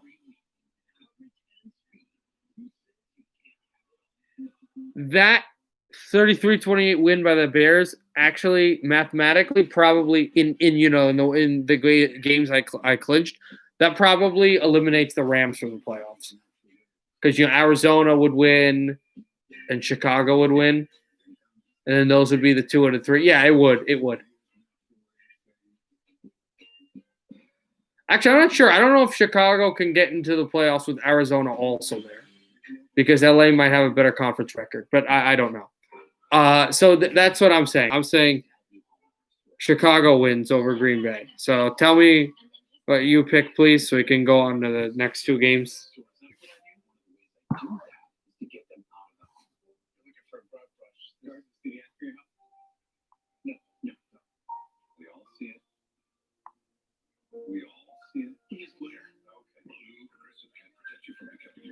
Okay, wow.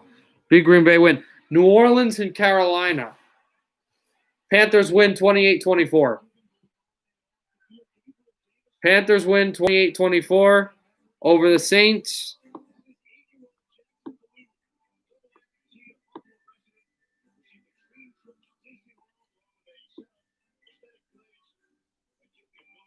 Tell me what your pick is there so I can go on to the Sunday night game. Okay, Washington and Philadelphia. Philadelphia wins 33-23. And you know who then is winning the division.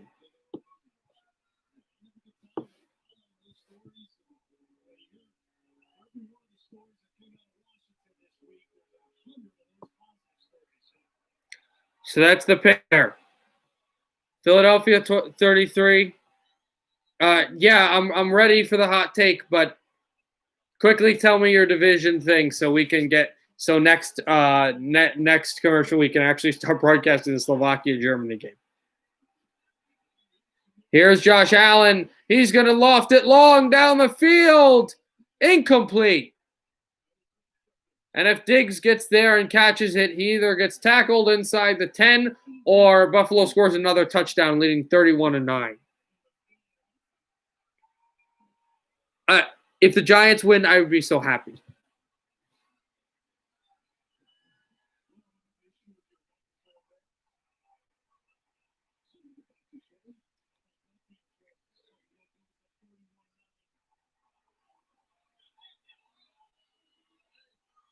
Oh, okay. So then I'm probably not going to stream that then. Well, I'll stream it, but not until period 2, of course. Allen, a handoff. Going about nowhere.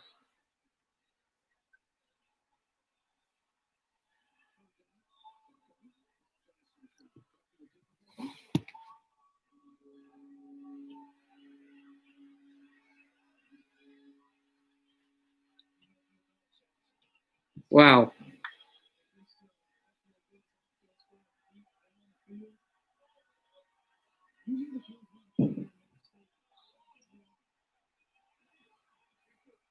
Third down.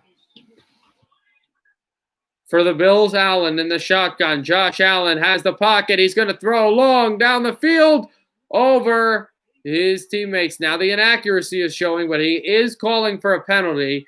It will not be thrown. Buffalo will punt, and the Patriots will get the ball back.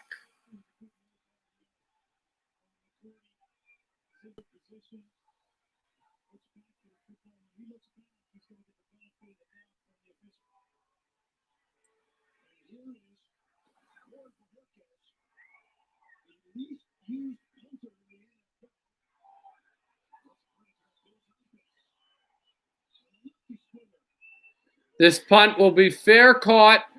And the ball, I think the ball is muffed. No, not muffed. No, it was not muffed, but it went by the New England Patriot who never found it, and it will be at the 5. So they're going to get the ball at the 5-yard line. Vinovich did not. He's had a frustrating day.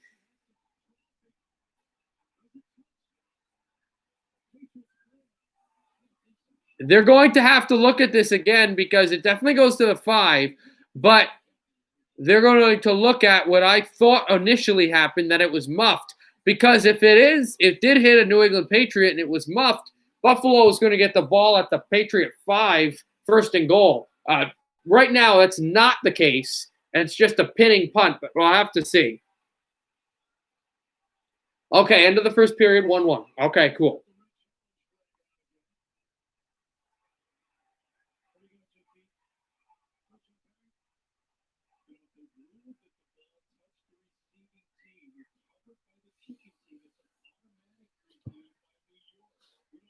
They're trying to see if a ball hit an elbow of a Patriot. It's hard to see. If it does hit, they're reviewing this. If it hits a New England Patriot and goes down, then it would be a muff punt, and the Bills would have the ball at the 5-yard line. The New England 5. They're going to look at this again, and they're going to review it.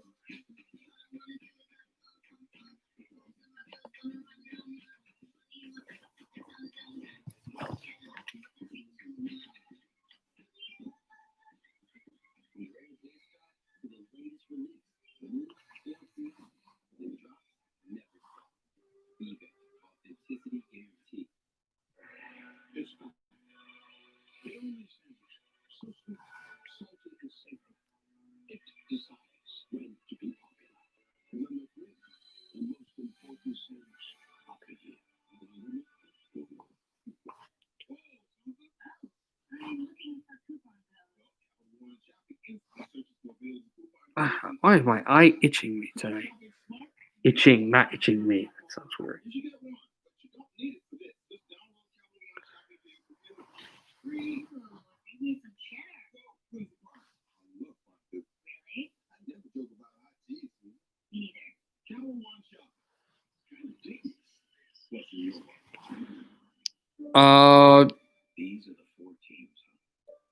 I'm looking still intermission here. I'm not sure how much time left though for the hockey game.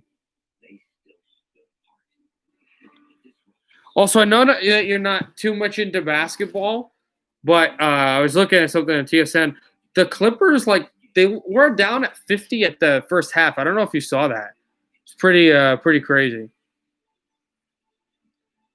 So, and I like that team, and that team was built to win the championship. Here we go. Here's the call.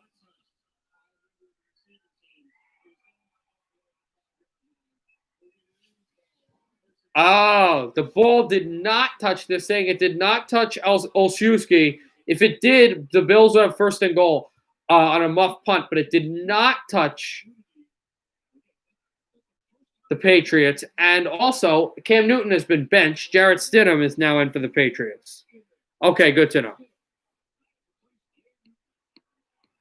Newton is benched. Jarrett Stidham is in there.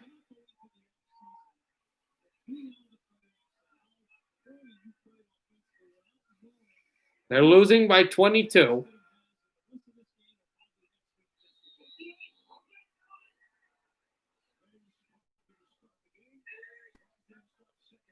Here is a handoff. They get out of the end zone. Taylor. And they'll get a 1-yard gain. The reason why they were why it was a 1-yard gain by getting out of the end zone was that the quarterback and the running back and all the skill position players were back in the end zone, but the offensive linemen were at the line of scrimmage. So the quarterback in the shotgun now is not in the end zone, though he will step back now on second down, incomplete. Off of Bird's hands, just like that. It's 3rd and 8.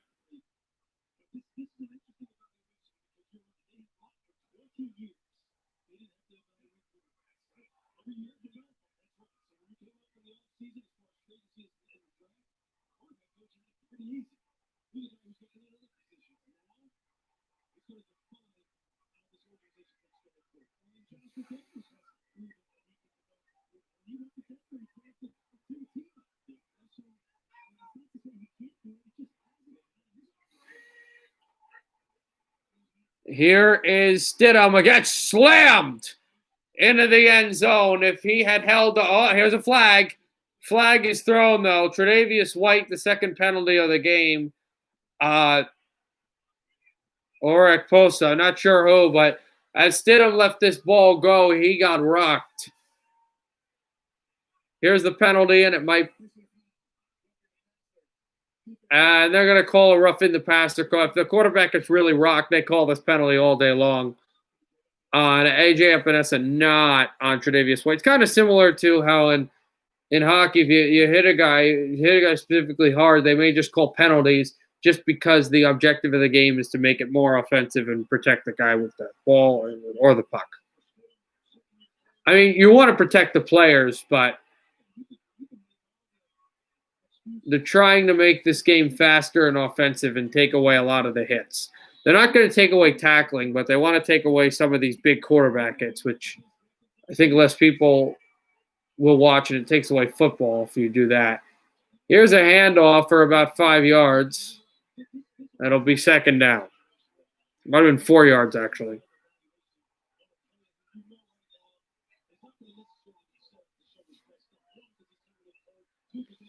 That's just the way it is, and you looked at the trap style in hockey in the 90s, and as good as it was for a lot of the teams that I liked, it really was negative for some teams with the economic status and the fact that you couldn't win against the trap unless you had really good offensive players. It was just done to really compete.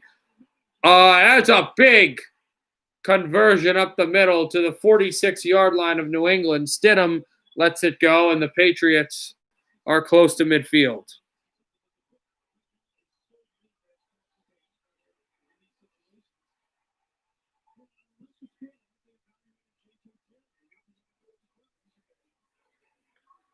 Stidham in the shotgun throws, incomplete. He went to Myers and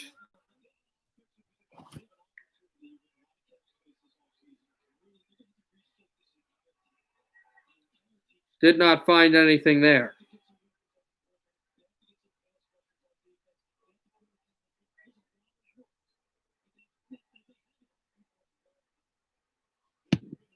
Here's Stidham in the shotgun for 2nd and 10. 3 yards short of midfield. Stidham is going to throw not the greatest ball. Thrown behind the receiver. It's 3rd down.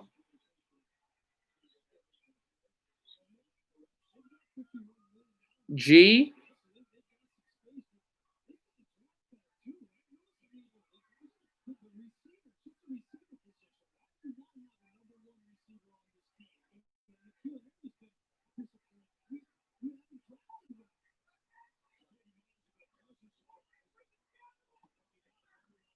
Say, N'Keal Harry a disappointment. I don't think he's a disappointment. I just think he's in an unfamiliar situation. He just has to kind of improve a little bit. Short throw, and great tackling by Buffalo. Thought that he would thought that White was going to escape the tackle and run a short screen to the first down marker. He will get past midfield, but they'll not be in field goal range. 4th and 4. Going into the next season, who do you think is the most overrated and underrated player in each team? You mean NHL season? I'm confused. What sport? Patriots will punt now. NHL, okay.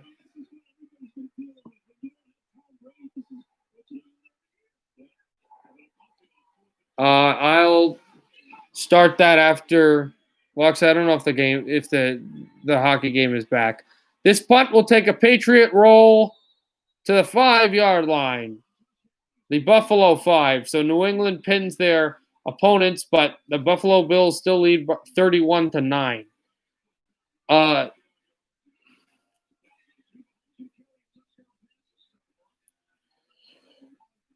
So I try alphabetically order. I would say for Anaheim,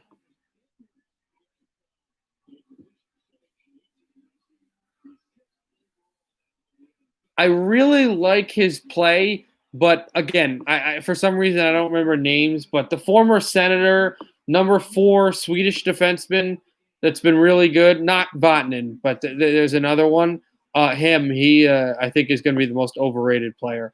Underrated player. I think they got a guy. They got a rookie kid named Steele. He's Sam Steele. I think he's probably the most underrated player on their team. Handoff for a yard. It'll be second down. Yeah. Can you remind me who that is? Because my brain is completely off. Number 4, I believe, Swedish defenseman, used to play for Ottawa. He was traded in a deal with Anaheim. I believe the Bobby Ryan deal. Yeah. So he's the most overrated player. I do not think it's Getzlaf. Getzlaf's really good, or Gibson, and I would say most underrated is Sam Steele. I'll pull up the roster. A penalty against the New England defense, a neutral zone infraction, which is it's just offside basically. It just the guy's not offside. His foot is on the line.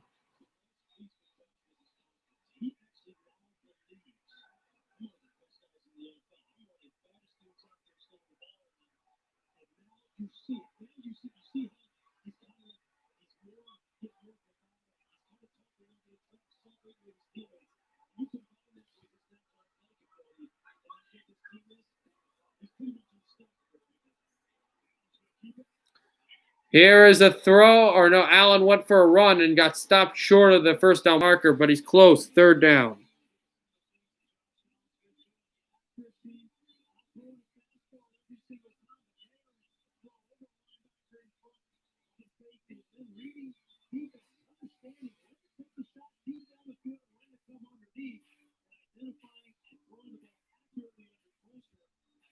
The Swedish player I was thinking was Jakob Silfverberg, but it actually is a defenseman. I was right. Cam Fowler. I really like Cam Fowler, but his numbers have gone down each season. And even though I've always been a fan of Cam Fowler, and I hope he does good. I really like him. I think he's going to be the one of the more overrated players. Underrated, Henrique? I don't believe so, and I'm one of the biggest Henrique fans I've ever seen. I don't think he's underrated. His career is kind of really winded down. It's disappointing, but it's just the way it is. First down for Buffalo on the short throw and catch. Arizona. I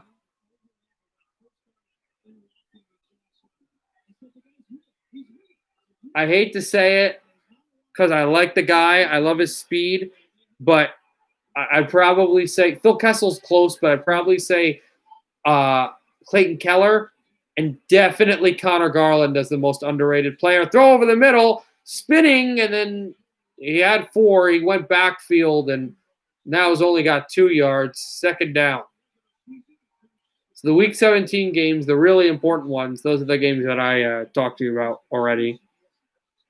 So for Arizona, it's close with Kessel, but I believe that Connor Garland's the most underrated player. I believe that another really underrated player, though I don't think he's the most underrated, who I think's one of the most underrated goalies in the league. I actually think statistically he's the best goalie in the league.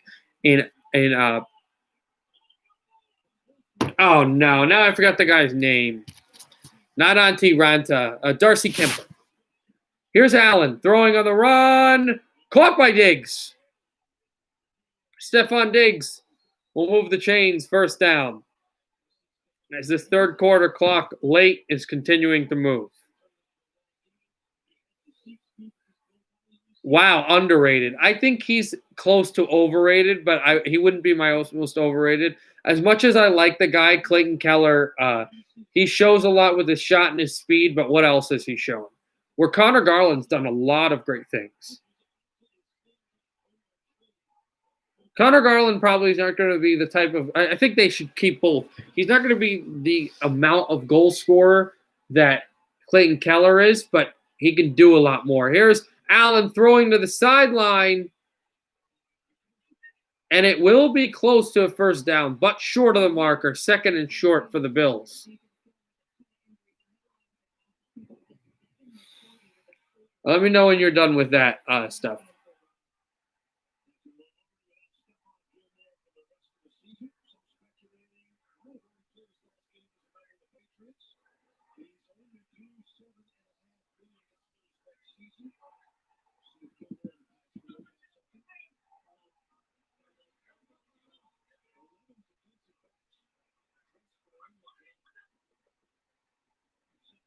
There's a handoff. Don't think the Bills got there because the ball never crossed the first down marker. The shoulder did. The ball did. Oh, no, they're calling first down here. They're saying it's a first down with less than a minute to go in quarter 3. Let me know if you're ready to go to Boston on this one.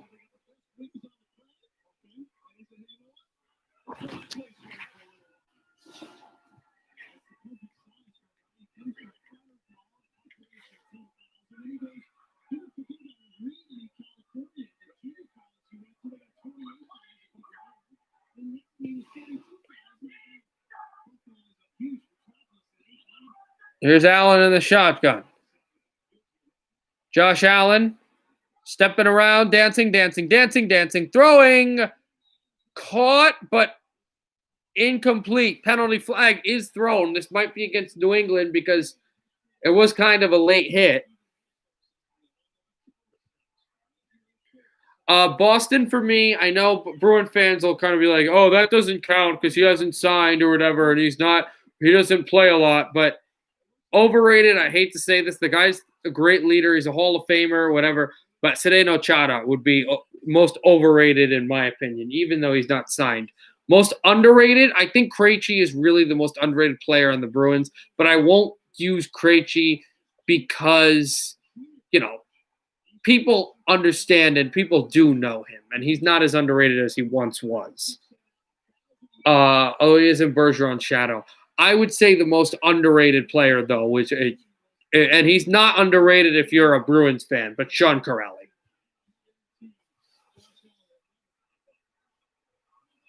So Chara overrated, Corrali underrated. Although both players are really good. End of the third quarter, excuse me. End of the third quarter. Bills 31. Patriots 9. All right, the game is back. Here we go. Germans try to move this puck in and dump it along. Remember, we'll have the rest of this game later on in the stream. I do not agree with that. I think he's slightly overrated on, like, his offense is kind of dipped down, but I think he's like straight, rated because for the stuff of his offense that doesn't work, all of his other plays in the game, the way he plays the game still is up there. Forecheck in front. Germans try to pinch the puck away, and it comes over to the right wall and stick handled away as well. Backed it through to center. Slovakians tap pass again to the goal. Never went there. And then a fanning pass. The Germans will jet this out. It's a one-on-one lurking for room. Holding a shot. Save. Rebound. Puck went behind the goal. And they try to jostle around and slap for it again. Backhanded. Kept in the line by the Germans. Looking for more room. That passed. It was right there for an attempt. It misses. The Germans change. Slovakians are screaming for too many men. They won't make the call. Held it in the back. Goalie tried to make a pass in behind. It's intercepted again. Team Germany looking for that 2-1 goal. They took a power play goal here, and they have an 8-7 shot lead. 18:05 left in period 2. We're tied at 1. Kept in, backhanded off the wall and off the line. The Germans have not won a game in this tournament. Underrated McAvoy. I would definitely say he's probably second most underrated, and then DeBrusque. Passed over the line, held on the short side, holding, faking the slap shot. This one will fire high and into the seats in Edmonton. All right, we will resume that later because we are back.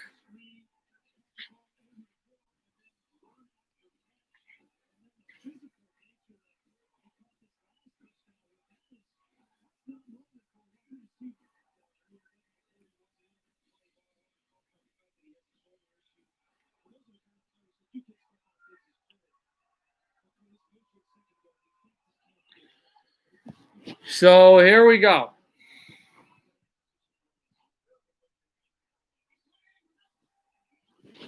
It is Allen getting out of the pocket. Allen is still running. Allen throws on the run. Caught. In the middle, Diggs is continuing his impressive night, the Devontae Adams basically of Monday that we've had. And it'll be first down into New England territory, which was a pretty big game. It was a rollout play, and then he got out there and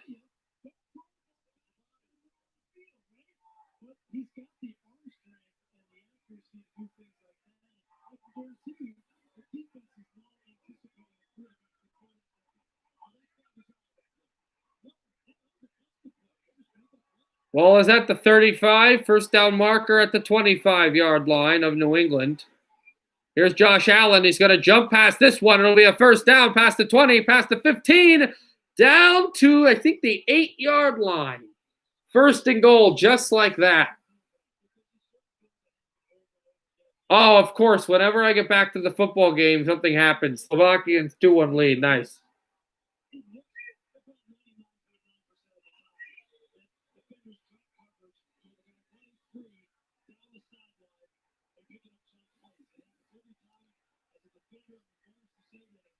To make it worse, the Patriots on a challenge play that they lost, only have 2 timeouts left in this half. Josh Allen in the shotgun. Rolls out to the right, then rolls out to the left, then goes back to the middle, throws over his shoulder. Oh, my God. Did he catch that? Diggs caught the ball. Touchdown, Buffalo. What a throw. What a catch. Bills extend the lead even more.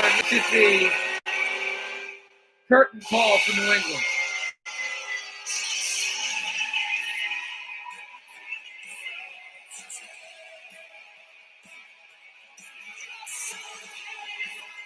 Nice. Josh Allen, scramble drill, scramble session, and he scores a touchdown against this New England defense.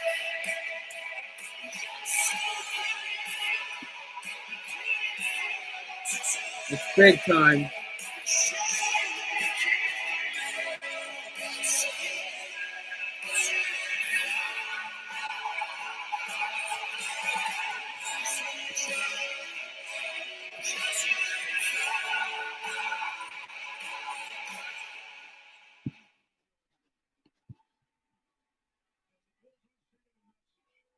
And they hit the extra point, 38-9 in favor of the Bills.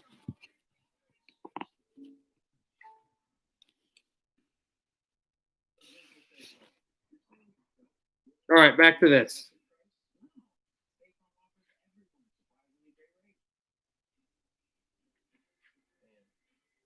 Hold on, give me a second.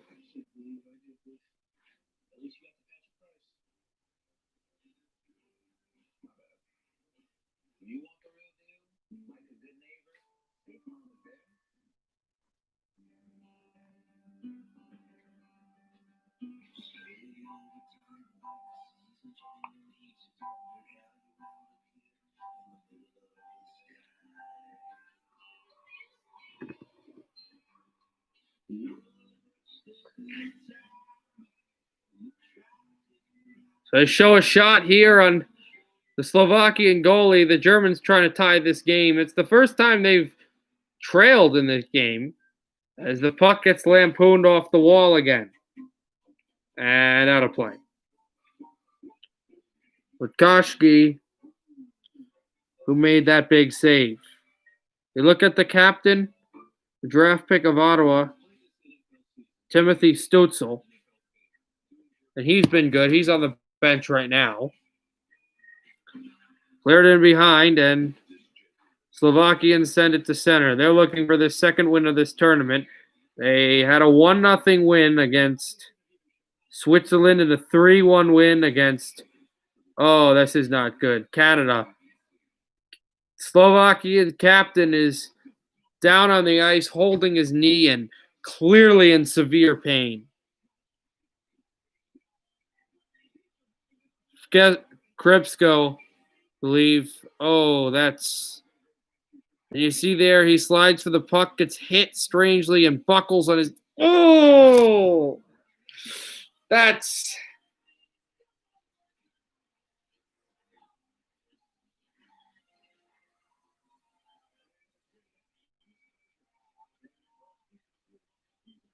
that's not good.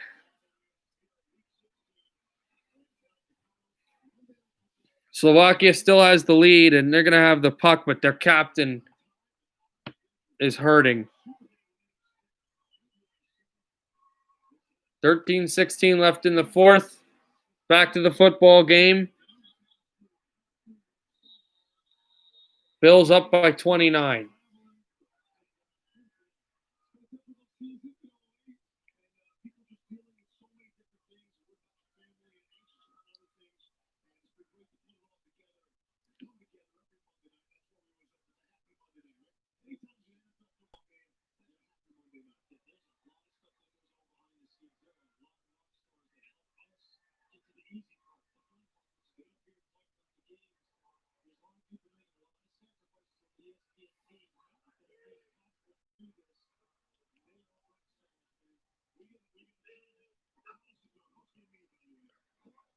Stidham fakes the handoff, throws low, and caught.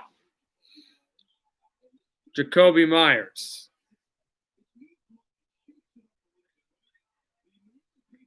Also, if you're watching the hockey game, literally that should have been a penalty. Slovakian player went down. That should have been a penalty.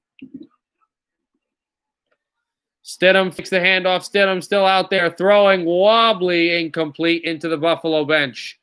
Bills saying that this should be intentional grounding, but I don't think they're going to call it.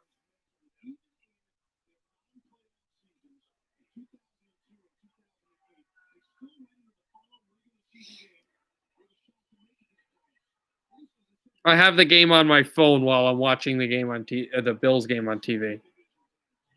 So I'm seeing what's going on. And they're going to a commercial right now anyway. The hockey game. Stidham getting out. Stidham faking the throw. Stidham is going to lose yards. And Buffalo forces another New England punt. It just doesn't stop.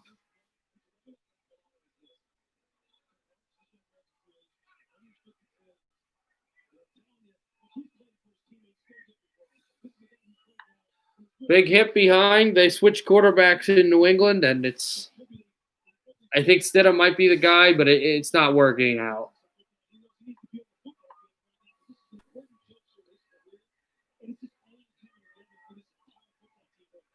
Now the Bills don't have to worry about scoring. What they have to worry about is just crunching this clock down. I think the Bills getting a long drive, preferably scoring, but a long drive of whatever would just really help them. Penalty flag on the field might be against Buffalo. Just waltz out of bounds.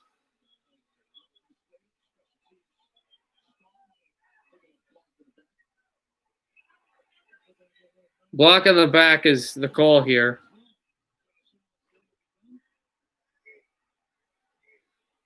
And Allen, with the Bills getting the ball back, is on the bench right now with a beanie. His night's over. They got a backup there to help him because he has no need there. It is a penalty against Buffalo. Matt Barkley, I believe, who I actually saw drafted by Philadelphia, I think. I've been to the NFL draft a few times. Never first or second or third round, but I actually saw him drafted Philadelphia. He's not had a good career. He's just not supposed to be a starter. And he never was able to jump on the right foot, but he's a decent quarterback if you want him to be a good backup. He's a decent backup. Power play Germany. Okay, I'm watching it right now.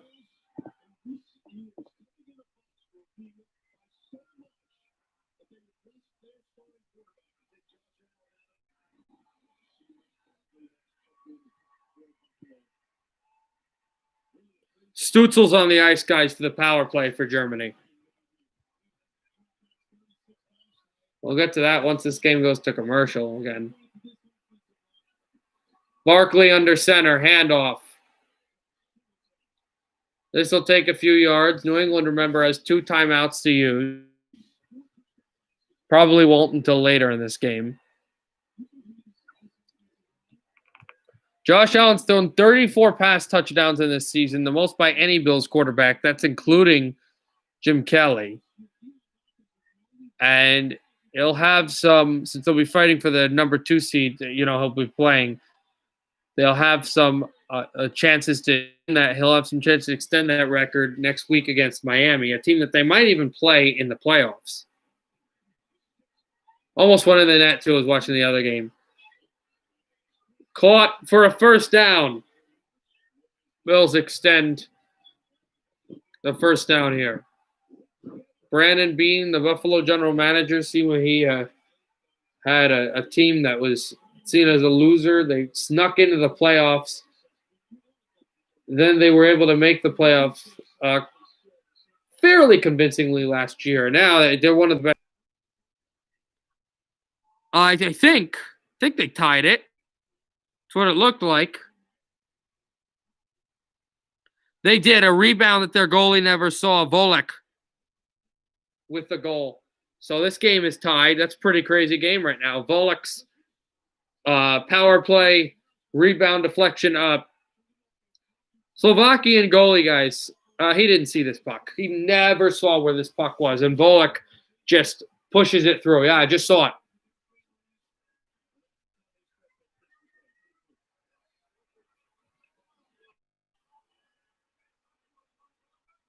Second and 10 for the Bills outside. And still going. And you get a first down here.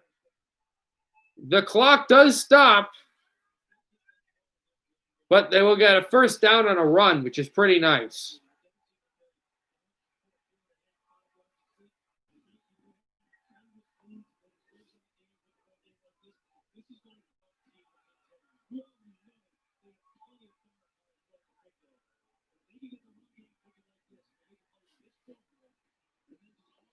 $9:58 to go, and it's still counting. 343 pass yards in this game. New England's only have 48. 442 total yards. Buffalo's just put on a clinic.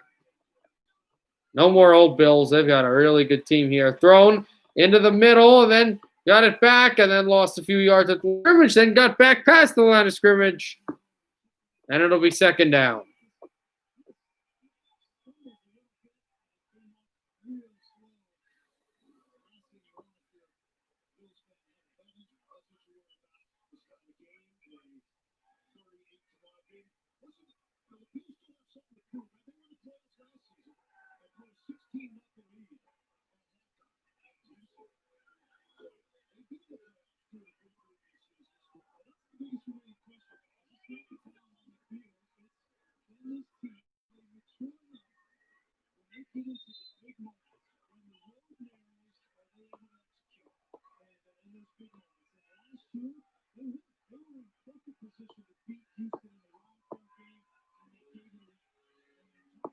Third down. Let's talk about that huge game, a really fun game last year. The Buffalo team that I liked, definitely was super happy. Houston came back after being down 16-0 in that game.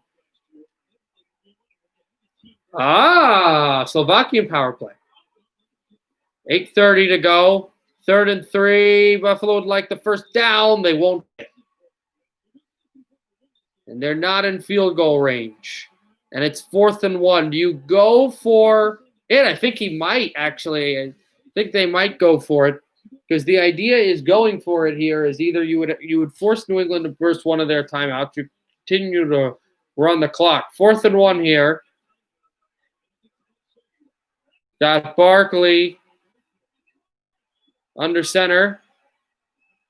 Barkley trying to bark and get the New England defense off sides. They probably call timeout if they can't snap the ball here. I don't think they want him to go for it on 4th down. Yeah, they don't.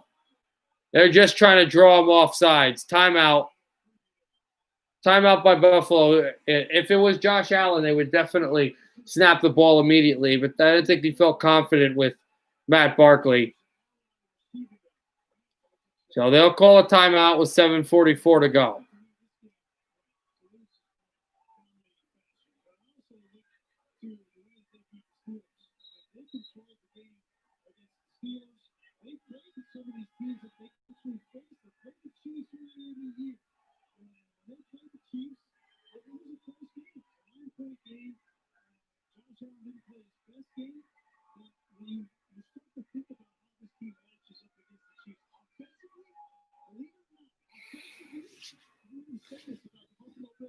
They will punt.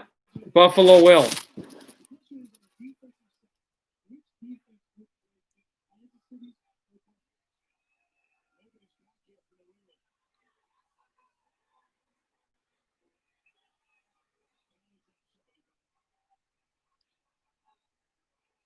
They didn't even have a punt returner back. They will snap the punt now. New England went to block it. They could not. This punt is going to be landed at the 10, and they break another tackle, and then down before it to the 15. At the 14, punt coverage comes up big for Buffalo.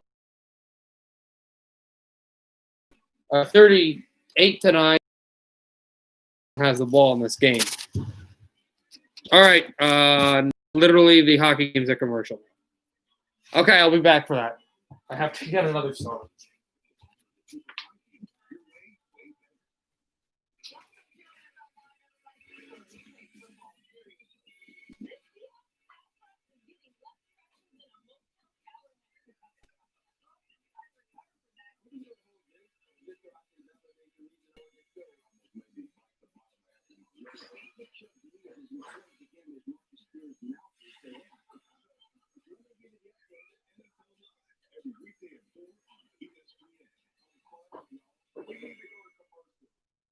When you have zero worries and zero stress, there are zero reasons not to get into a Volkswagen. Click, call, or come by today.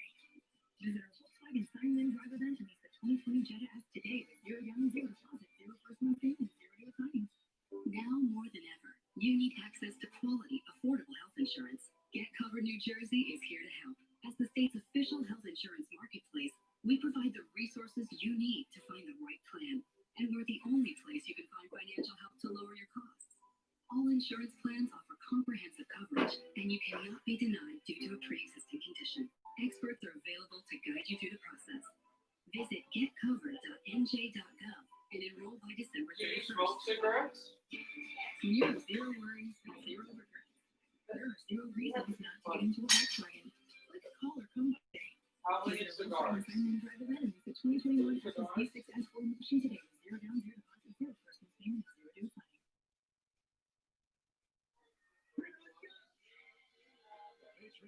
I'd like to tell you the thing that this guy has. He doesn't make sense.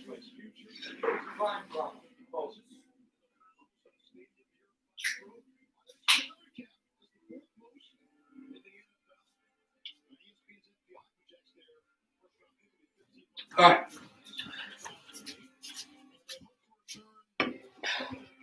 We're back. We're back here.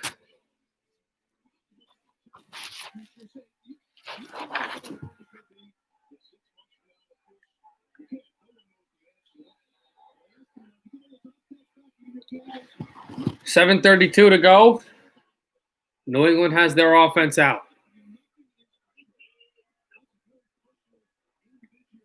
A pitch just past the line of scrimmage.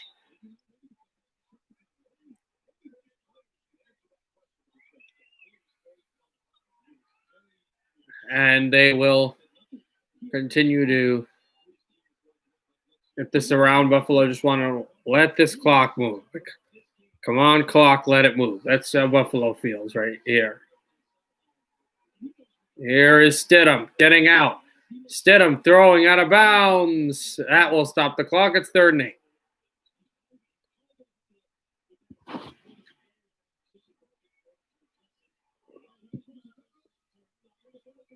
Slovakia's got 10 seconds on their power play as well.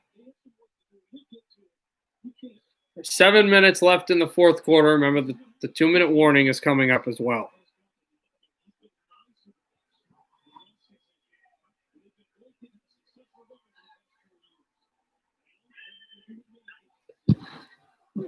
Stidham getting out of there, throwing short, and it will be a New England first down.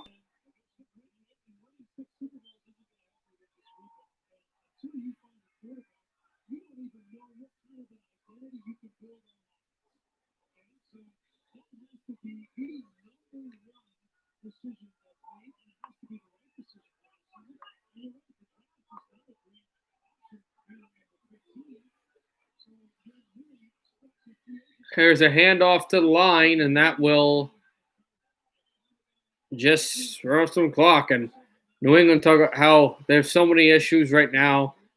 They thought that they had a quarterback, and not really sure. Cam Newton probably will leave to another team. I don't know if Stidham's their guy. They don't know if there's a draft quarterback that would be their guy. Deflected out, recovered by Buffalo, but it's just an incompletion.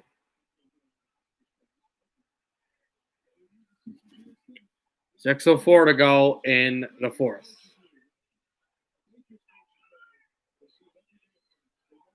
Third and 10 right now.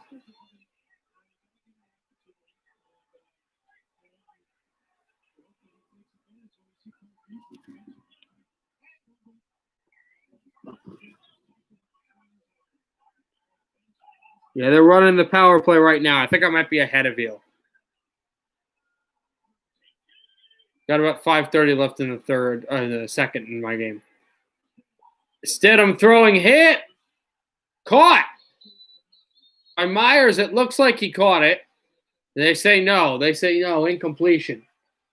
Buffalo Bills are waving, incompletion. But really, at this time of the game, you'd rather it be a completion in the middle of the field where you can let the clock run because the clock stops again. And I know they're up 38-9.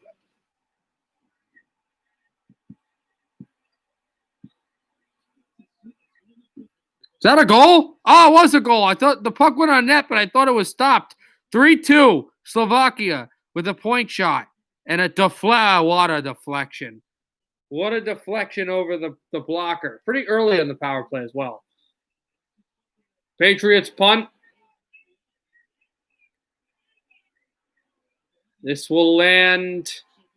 This is taking a bounce. It's going to go to the 17-yard line of Buffalo. Bills will have the ball there.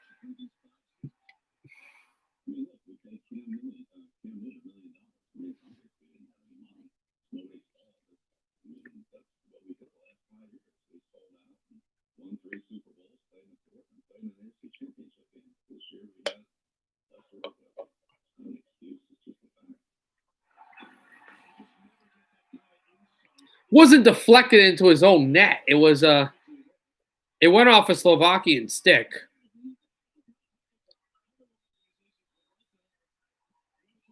It's been a back and forth game, and I know Slovakia has a lead, but yeah, I'm smelling overtime, or at least it's going to get close to that point. This should be a one-goal game. This should be one of those lower scoring games. The puck is juiced in World Juniors. There's usually a lot of goals scored, but I don't see that way in this game.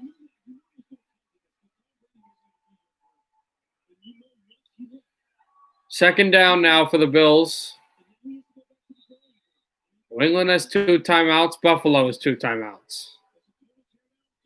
2nd and 5. I think New England just used one of theirs.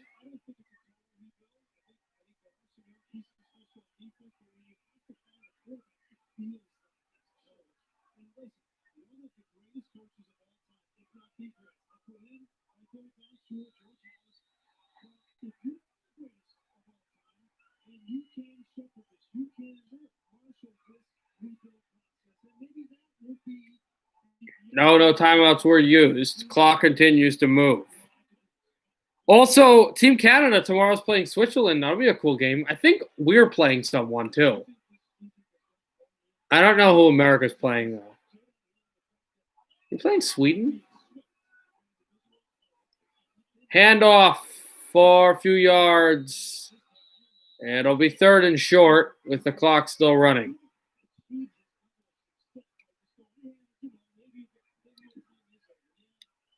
I think a penalty is being called, guys.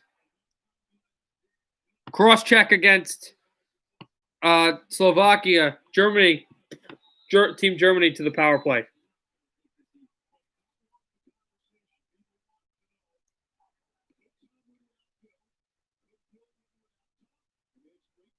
Also, Yu Darvish just got traded by Chicago to the Padres.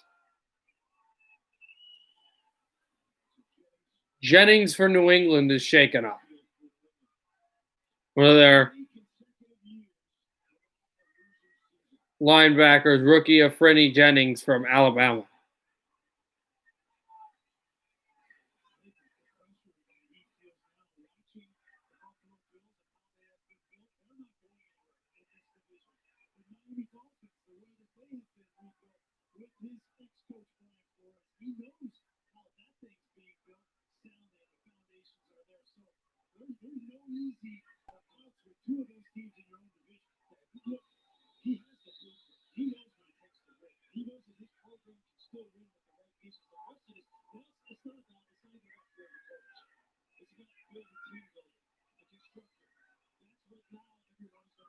So, still waiting here.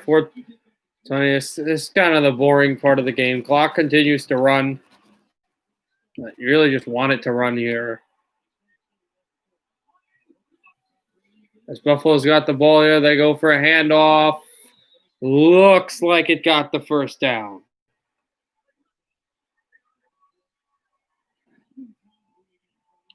Not positive, but it looks like that's what he got.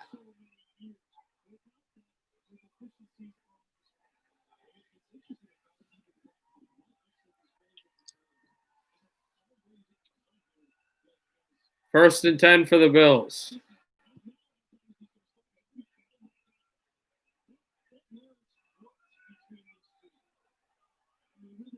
They'll probably need about 3 first downs to win this game here.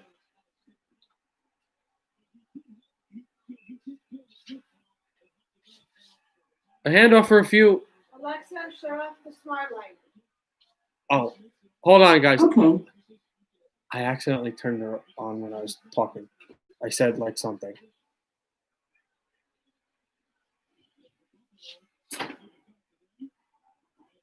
Sorry, guys, just seeing something. Oh, I did freeze. Oh, okay. I'm good. Probably because I was moving my head, I was saying something about just. There's a light that I use that we use in this room that's like an Alexa light, and I accidentally turned it on.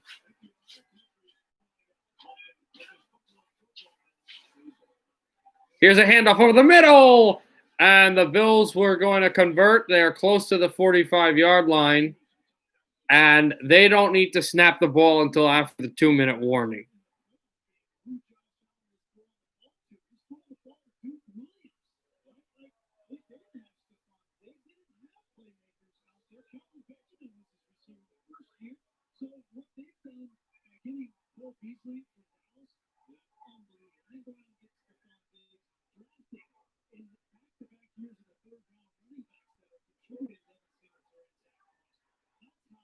Oh, okay. We're at the 2-minute warning now. They were talking about receivers. They got some good free agent receivers, and they drafted running back. I think maybe drafting another offensive lineman or a receiver might do Buffalo well here in the draft, depending on what happens in the if they win a championship or not, or how far they go. All right, we're back here. 3-2, Germany working on their power play to the side, and then I tried to pass that one, and it was gloved down by the Slovakian players. 90 seconds left in the power play, 2:12 in the second period. Slovakia clears it down. Stick handled by the German netminder. 1 of 3, 4 shots on the German power play.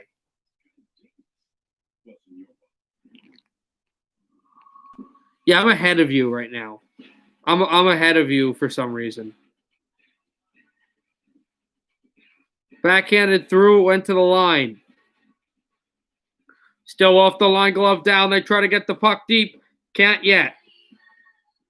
Controlling off the right circle, goes to the point, back to the right circle again. Holding on the right circle, then spun back to the point. Goes back on the right point, just holds back, right circle. Controls still. Will wait. Then back off the wall. They switch positions. Holding it in front and a spinorama type play. Try to shoot that one on net. Save. No rebound. With 1:19 to go in the second period and 37 seconds on the power play. Face-off will stay in the Slovakian end of the ice. Like Coach Latkokic with the save.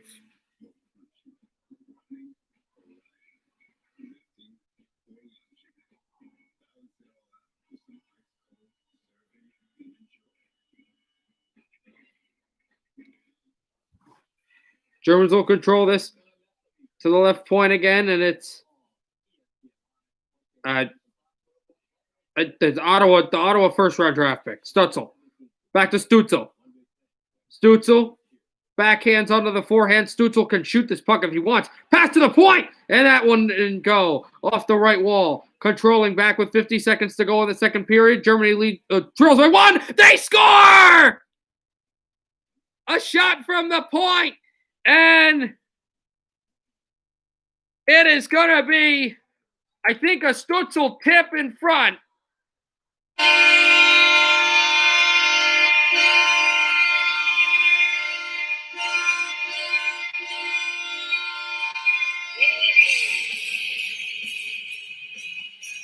Germany ties it. Back and forth, back and forth, back and forth. And it is deflected on route. Right behind the goaltender. Not Stutzel, but it is a deflection. And the Germans have tied this game.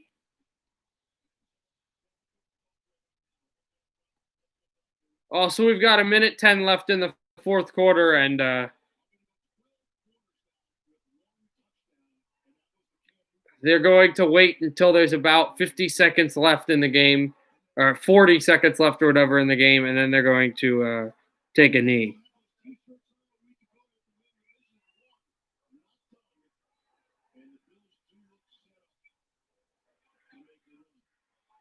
Bills need to take a final knee.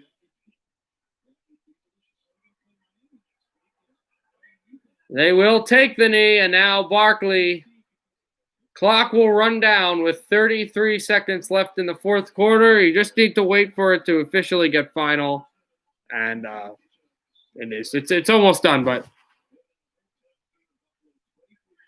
power play still on because I think it was a 5-on-3. Tim Stutzel's going to take the puck here. Stutzel took a crossover move. Stutzel tries to play in front. Stutzel through. He'll pass this one behind to the wall. Germans try to backhand this puck through. Cannot back to center as well. It's controlled with 14 seconds left to steal, but the Slovaks, a shot blocked. And they're going to just hold the rebound. It backhanded to the wall again. Kept off a looper. That'll end the second period. Germany and Slovakia tied at 3. Couple power play goals. That'll end the third.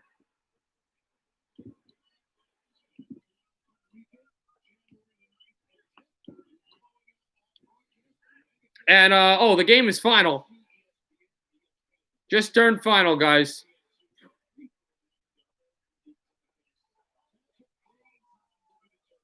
It is done. 38-9. Buffalo is 12-3, and they're back in the second seed position. They're back in the second seed position right now in the AFC, and all they've got to do is beat the Dolphins, and they will be the number 2 team in the AFC. It's their 12th win of the year. Isn't that pretty amazing at how the Bills have played a few years ago? Their 12th win of the year, and all they got to do is beat Miami to win number 13. So they big win against New England. So for the next 20 minutes, it's going to be a really boring live stream. If you want to do some trivia, you can. There's not really much to talk about or do for the next 20 minutes. But then the third period will start, and then that'll be the final chapter of the stream. We'll broadcast Germany and Slovakia, and then when that game is over, we'll be done. All right, you're gonna go to bed soon? Just hold on one second. No, I'm gonna stream this, and I'm gonna go to bed with that.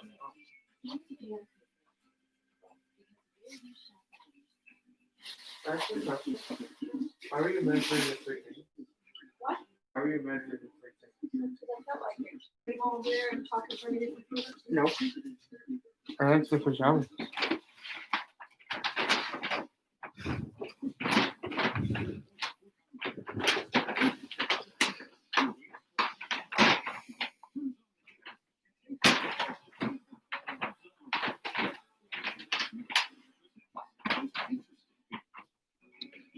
$8:25 third period start time. It's 11:25 my time. Okay, so that's in about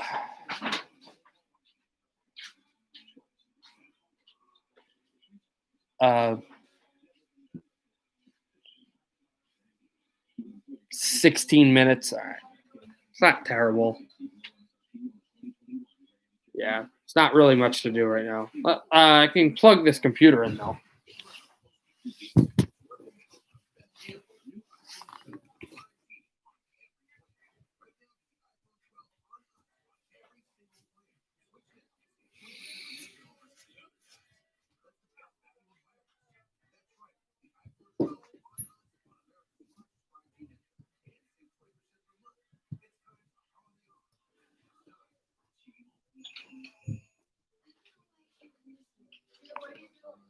Plugging in the computer.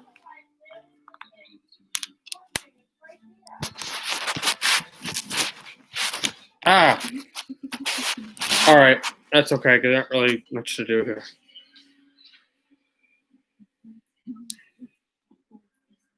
Oh yeah, that's right. We when you come back, we can do the overrated, underrated thing.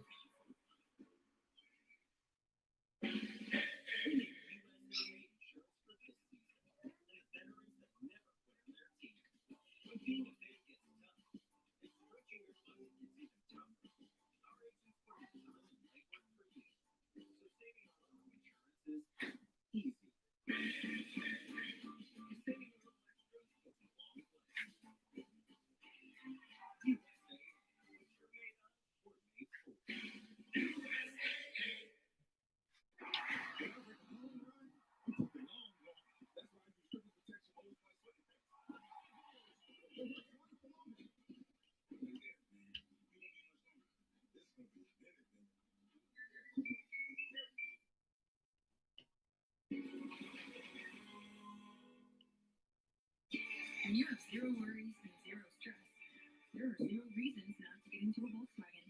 Click, call, or come by today.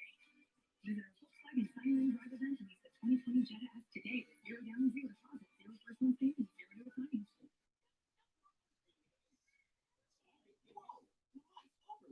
Everything's loaded fine. We got the band. Are they all gaming and streaming and downloading at the same time? Why not? This house has 8 speed. Loaded? What does that mean? Everyone can use their own device instead of watching Dance Rom-Com. I love this movie. It's a classic. Bring every room to life with Optimum's 1 gig internet on the fastest fiber network. Upgrade today. When you have zero worries and zero regrets, there are zero reasons not to get into a Volkswagen. Click, call, or come by today. Visit our Volkswagen Sign-In Drive event and lease the 2021 FS V6 S4 Edition today with zero down, zero deposit, zero first month payment, zero to finance. Now, New York's #1 news. Channel 7 Eyewitness News. A terrifying and confusing scene tonight in Russia's New York cops. They opened We're still here, just waiting for this game to resume again. So, what happened? Also tonight, a wild video of an ugly confrontation. A white woman falsely accusing a black teenager of stealing her phone at a Tony Hotel in Manhattan. Tonight, we hear from that teenager's dad who rushes to his son's defense. Good evening, everyone. 11 o'clock. I'm Joe Ritter. Sade has his mind off. Those stories just ahead, but first, the House of Representatives tonight voting to increase those $600 pandemic stimulus checks to $2,000. A big deal for scores of millions of Americans. But the question now, will the U.S. Senate agree to all that? This is the coronavirus, and the tri-state is getting worse, much worse. The number of new cases and the positivity rates both going up. We're going to begin our coverage tonight with Eyewitness News reporter Josh Eidinger. The line covered almost an entire city block tonight. They waited in the dark for their COVID tests like they do every night here in Washington Heights and in every corner of the city. But now, in the few days since Christmas, the results of those tests have raised even more concern. For it to go up in 2 days is dramatic and very, very fast. In just one day, New York's positivity rate jumped nearly 3 percentage points from 5.8 to 8.3%. Why? Governor Andrew Cuomo has a theory over a holiday weekend when the number of tests taken was actually way down. The number of positive cases didn't go up. It's that the number of people being tested went down by almost half. So fewer people get tested, same number of positives, but proportionately. Right now we're still Perhaps, or it's a still waiting. sign of a Christmas surge. As we get into the next few weeks, it might actually get worse. More than 1.2 million people flew somewhere for the holiday. More than 80 million hit the roads. And experts say the trip isn't the dangerous part. It's the time spent indoors with family, so many of whom are hurting and desperately need help. It really is a disgrace. But President Trump wasn't talking about Americans suffering. Rather, the COVID relief bill, his own treasury. All right, let me know when you're back here if you want to do some more of that. Who's overrated, underrated stuff. Relief checks Americans would get. He claimed the $600 direct payment wasn't enough, instead pushing for $2,000. Tonight, House Democrats called his bluff with a new bill raising the check amount. But the president's own party, which runs the Senate, is expected to kill it. So $600 could probably will be, along with billions more to help states distribute the vaccine, relief for some businesses, and $4 billion to keep the cash-strapped MTA rolling along. We've all been searching for that light at the end of the tunnel. Maybe this is it. Josh Oliver, Channel 7, Eyewitness News. Maybe it is. Day one of vaccinations in nursing homes around New Jersey, 1 week later than planned, thanks to a snafu by the state. Nonetheless, the first to get the shot, 103-year-old Mildred Clemens, who lives at a long-term care facility in Woodbridge. This is her second pandemic to survive. Yes, she was 1 year old, the virus pandemic of 1918. Workers today also getting vaccinated, and the plan Governor Murphy says is to reach All right. nursing homes by week's end. It's a step toward a stronger and more resilient future. It's a step toward allowing the residents here to once again be able to see and hold their loved ones. First responders also starting to roll up their sleeves for the vaccine in places like Patterson. That's that picture from right there. Here in New York, Governor Cuomo plans to sign an executive order mandating fines up to $1 million for any New York healthcare provider that commits fraud related to COVID-19 vaccines. These crackdowns come after the Par Care Clinic in Brooklyn was accused of defrauding the state by illegally distributing vaccines. Vaccines are very valuable and making people who have great care. And we're looking at healthcare providers who may have done that. The Department of State, Mayor Nicholas has actually been pursuing an investigation. They're going to refer that case to the Attorney General's office. Also tonight, the governor signing a 2-month extension of moratorium in New York, preventing housing evictions and some foreclosures because of the So you said about 9:25, 11:25. So it's 11:17 right now. You said 8:25, but it's not. It's 11 for me. So that's about 8 minutes away.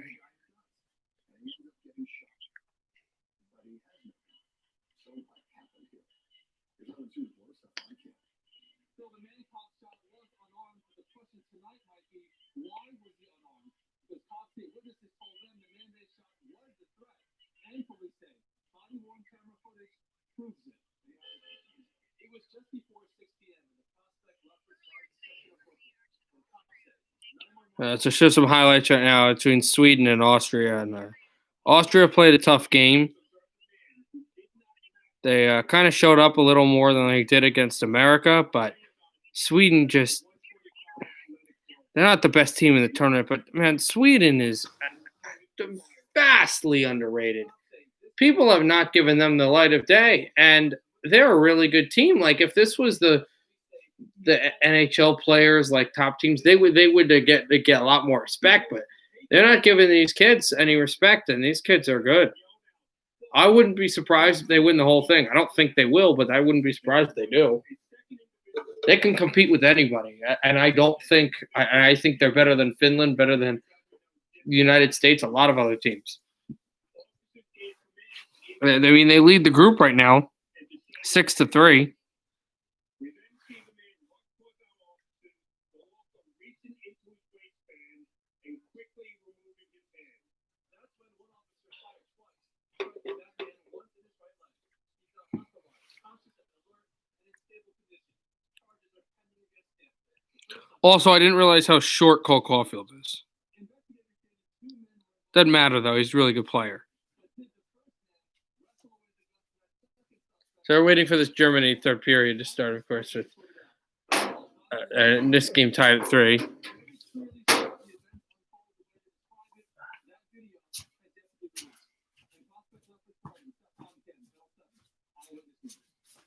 when they first looked at the actual forecast, the meteorologist Jeff Smith in Fort Lee Goldberg got up to 50 degrees during the day today. Temperatures haven't fallen too far so far in the city down to about 45. But the first evidence of that cold air rising up in Monticello. Cole Caulfield, I believe, was drafted by We're down near the freezing mark by 8 o'clock in the morning, so temperatures really taking a Montreal, if I going into remember the that 20s and then even correctly. again western suburbs. And not really recovering much during the day tomorrow. It's a blustery, colder day. 37 will feel more like 20s. Still chilly on Wednesday. Watch what happens on Thursday. Could be a period of rain during the morning. 51, so much milder. By Thursday night, the ball drop at Times Square might be dry, but then things go downhill on Friday, and that could even involve ice in parts of the area. We'll talk about that in your AccuWeather 7-day forecast. Coming up, Phil. All right, Jeff, we'll see in a few minutes. Thank you. We've learned tonight there were no permits for a construction project in Brooklyn, where today a worker died. Newspaper 7 over the scene in Sunset Park, where a 9-foot retaining wall collapsed. One man was killed. Firefighters able to rescue a second man from the rubble. A third worker left the site just 2 minutes before the accident to go get lunch, and he returned to the horrific scene. Thank God that he's okay. God save me. God save me. God save me. The city has now issued a partial vacate order. The FDNY says the men who have been working on one side of the wall for the past few days and they just moved to the other side. Again, work has stopped at that scene. A wild confrontation with racial overtones today caught on camera in the lobby of a Tony Hotel in Soho. A white woman accusing a 14-year-old black teenager of stealing her phone. That video going viral tonight. It turns out the teen never stole her phone. Here's Sonia Rincon. Imagine someone falsely accusing your teenage child of stealing an iPhone. That's what happened here in the lobby of the Arlo Hotel in Soho on Saturday. Are you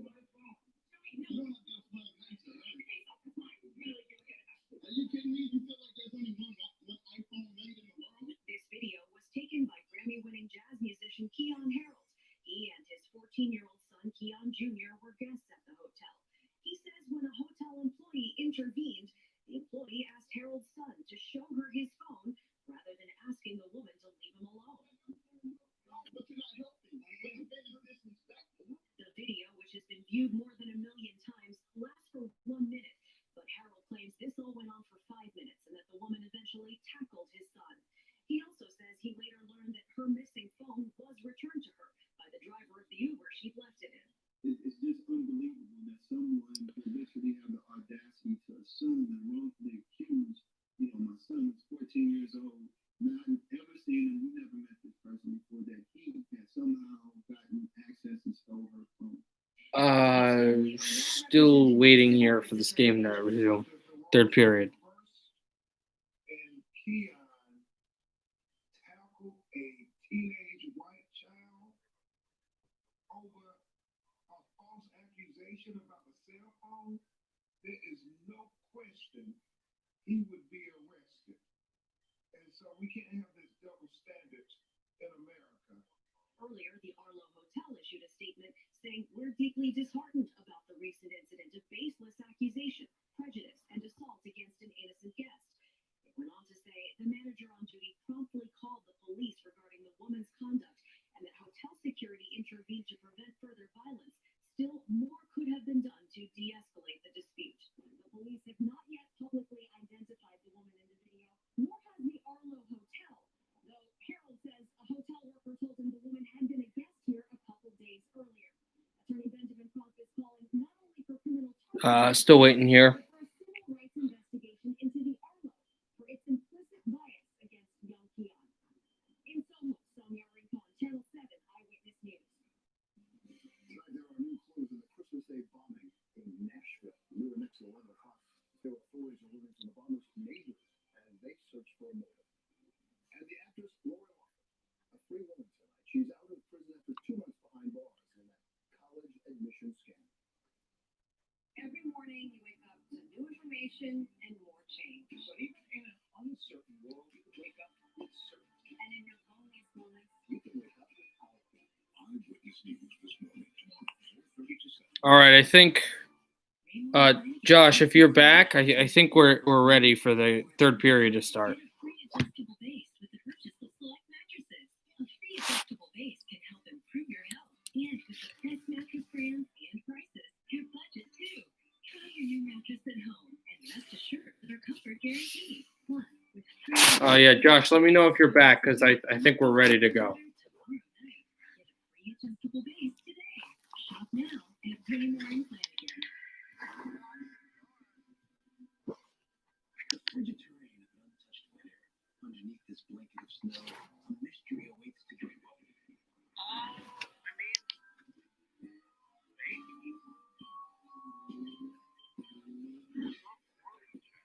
Your season of the Coast event is on now. Don't miss it. 40 select competitive vehicles commence the 2020 MDX Super Elite all-wheel drive for $379. Here are the facts. COVID hit New Jersey sooner and harder than almost anywhere. And this fight is far from finished, but we learned so much. So today we're smarter and better prepared. And we're planning for how to come out of this stronger and fairer, with an economy working for every family, more affordable health care, and great schools. Wear a mask. Social distance. That way, I've got your back and you've got mine. That's New Jersey. We're in this together.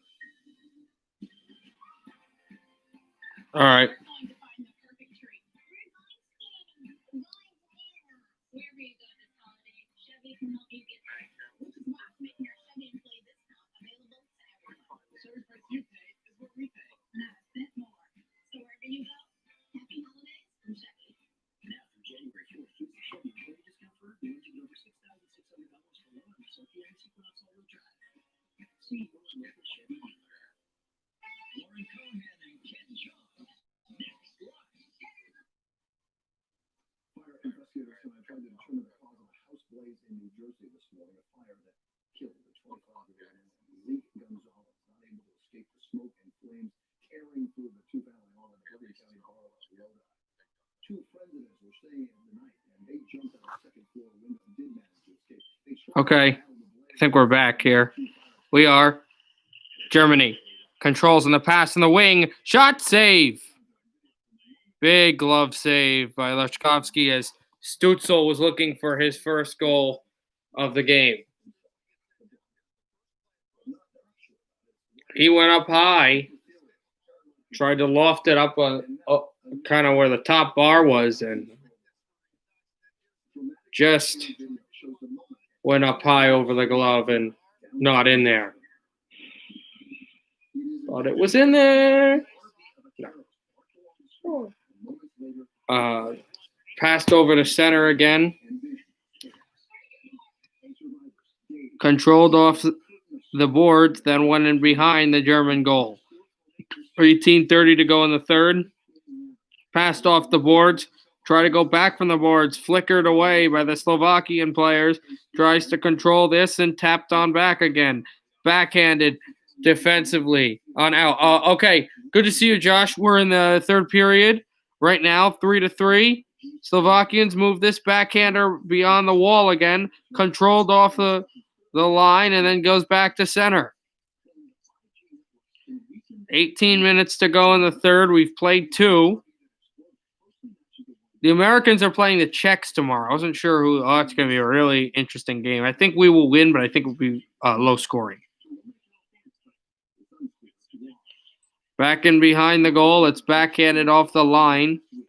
And still controlled off the wall. Try to shoot that point shot. Deflected up high again.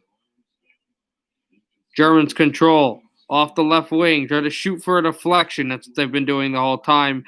Puck goes out of play.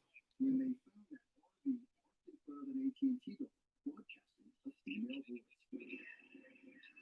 6 responding officers racing to awaken residents to get them to safety before the blast knocked several into the ground. The biggest flames I've ever seen, the biggest explosion. Fortunately, no one was seriously hurt. Persons will never be the same for anyone else. He was remarkably unusual. Going over the line, he tried to stick handle this puck on the long and rattled it back.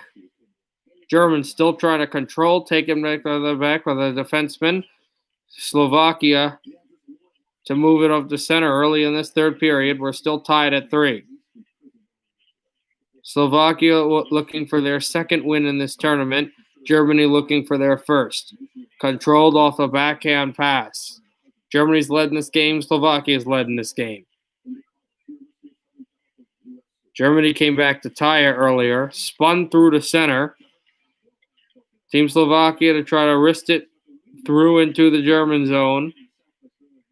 Wasn't incredibly successful with that. An 6-shot advantage for the Germans, who nearly put this puck on goal, but it went wide. I see that probably being about right. Maybe 3-1. Yeah. I hope the Americans can win.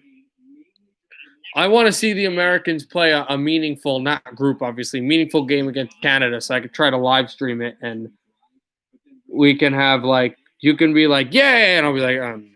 And then I'll be like, America score! And then I get, no! And you, like, kind of, like, battle that way. So I want to see that.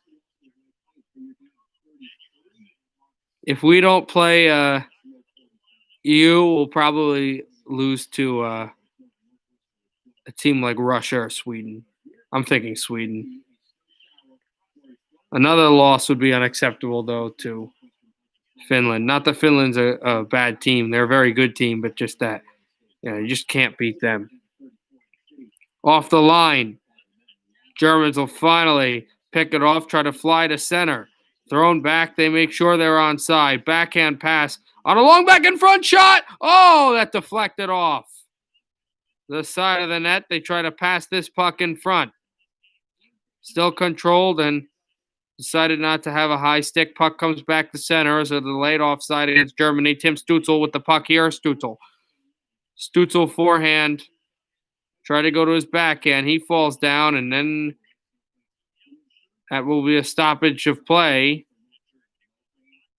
And there's going to be a penalty against Slovakia here against Julius. It's a hook. And with 15:35 going in the third, Julius goes to the box by tripping the German captain Stützle.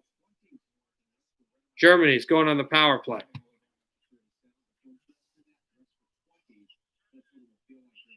Oh, we're going right back to that. So, pass off to the point, held in. 2 of 5 today with 7 shots of the German power play. They've been quietly efficient a little bit as that shot went off the goaltender. Germans looking for the extra pass. Curled in off the right wall. Controlling right circle, holding, shooting. Wristed wide, and that deflects out of play. It was Dubé with the shot.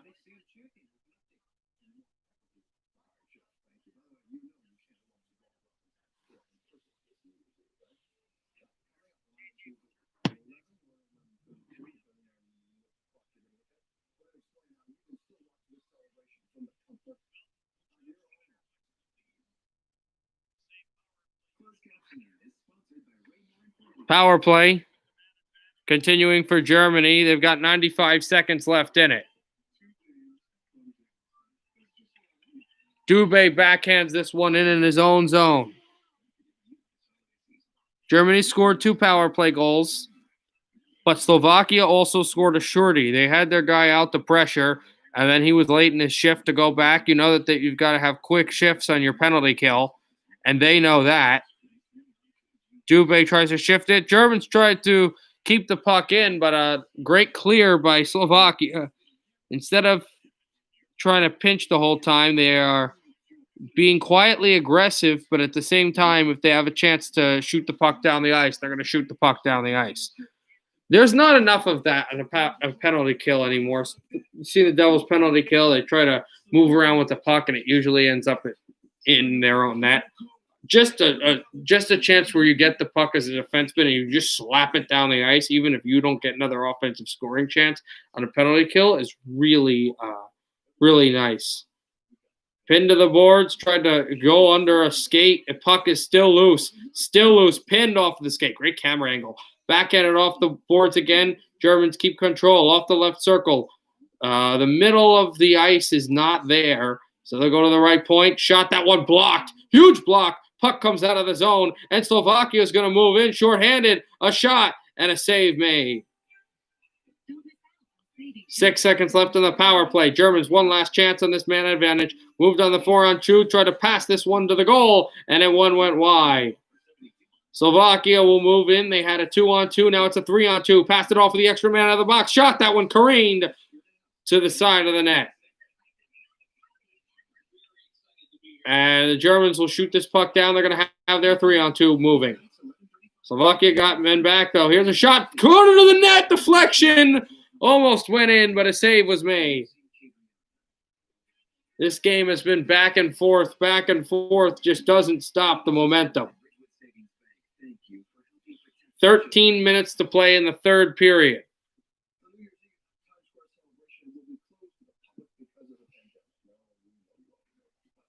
Control down the center.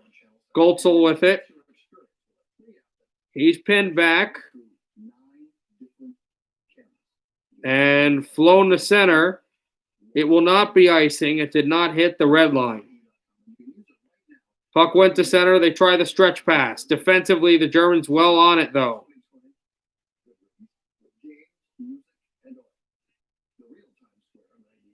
Behind his goal. And then curled off the line and then flippered in. It will be icing against Slovakia.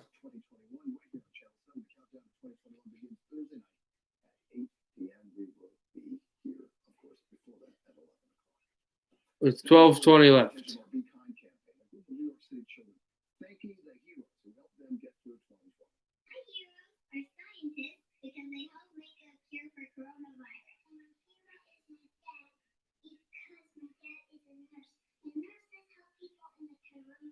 My hero is my dog because he protects me and takes care of me. Just amazing, right? Back off the line, try to pass to the corner of the goal. Did not have that chance. Opportunity. Still tied up. Both teams looking for the go-ahead goal here. 11:50 left in the third. Staka is back there off to the side of the net. And two Slovakian players ran into each other. Not exactly Keystone Cops, but quite similar to that. Shot went off the goaltender. He tried to freeze the puck, never was able to. Germans control off the line. Shot this one, save, glove down, and he really wants to stop this puck. And they cannot freeze play, though. It went off of a Slovakian stick as they tried to careen back, but it got backhanded in front. Slovakian player tripped to his own self, tried to backhand this puck in front of the net, never able to gain true control. Back at center again. Shot off the far boards. The shorty was just a stupid turnover in the way. Okay, I didn't see that. Behind their own net. Germans try the key pass. They'll just let this puck roll behind. It's gone back and forth. We haven't had a lot of stoppage. And the way international hockey works, this open ice and such, and as that is an icing, though, and this will be a stoppage, and this will send a commercial, but there aren't that many, which I appreciate about the international game. 10:42. No, I don't think they're going to commercial, actually, which is nice. Timothy Stutzel's back out there, though. And, the Slovakian center captain not out after he was injured in the second period. Goltzel Will pass this across the line. Slovakians keep it in. Shot off the point at the right circle. They have a chance. Shot that one wide. Puck will careen down. Germans trying to work on their forecheck.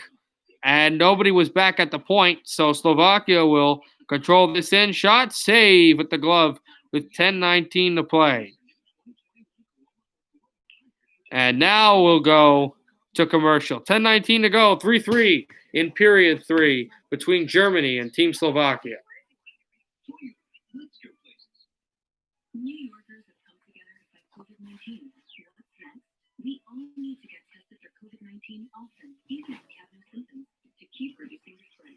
Why get tested often? Because regular testing can identify infections sooner and help protect family, friends, and neighbors. Testing is safe, confidential, and at no cost to you. So do what's next, NYC. Visit nyc.gov/COVID-test or call the NYC Test and Trace Force hotline at 212 COVID-19. Get tested today. We're going to find the perfect tree. Wherever you go this holiday, Chevy can help you save. Which is why we're making our Chevy employee discount available to everyone. So the price you pay is what we pay. Not a cent more. So wherever you go, happy holidays from Chevy. Use the Chevy employee discount for everyone for $6,600 below MSRP on this Equinox. Get the Chevy employee discount for everyone today. How easy is health insurance with Health First?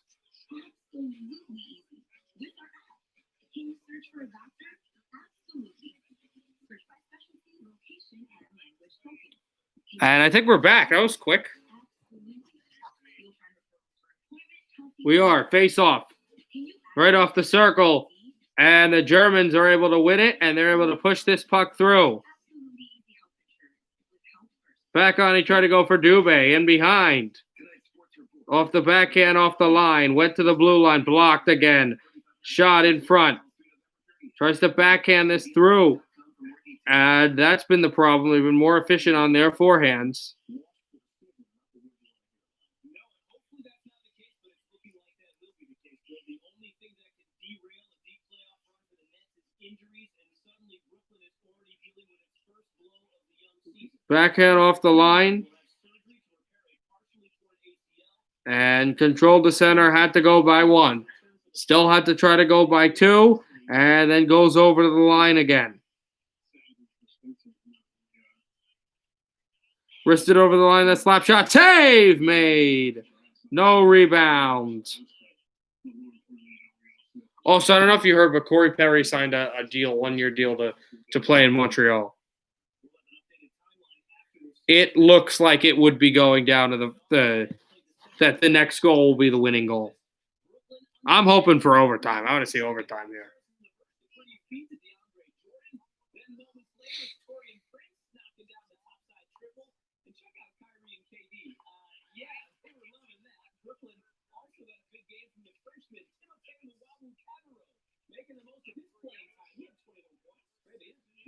So puck loose in the slot.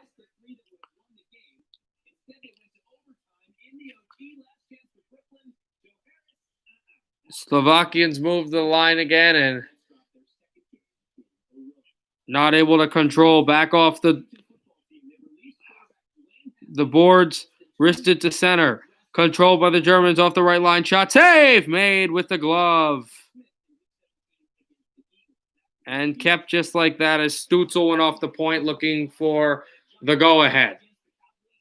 I think they're going to commercial, tied at 3.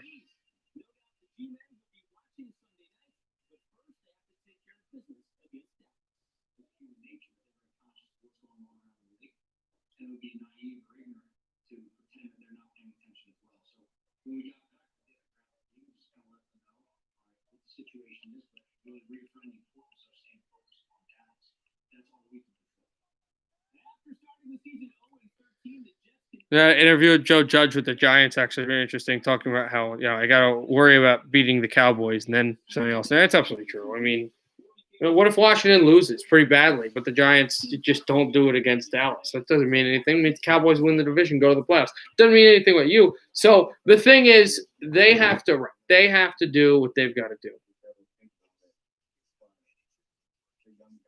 including myself and all the guys on the team, look at him and you just want to embody everything that he shows on a day-to-day basis. Monday Night Football, you saw right here on Channel 7, Bills and Patriots. Buffalo scored in their first 3 possessions, and here's the fourth. Josh Allen to Stephon Diggs, 50 yards to the house. He could shuffle off to Buffalo. Bills win big 38-9 and sweep the Pats for the first time since 1999.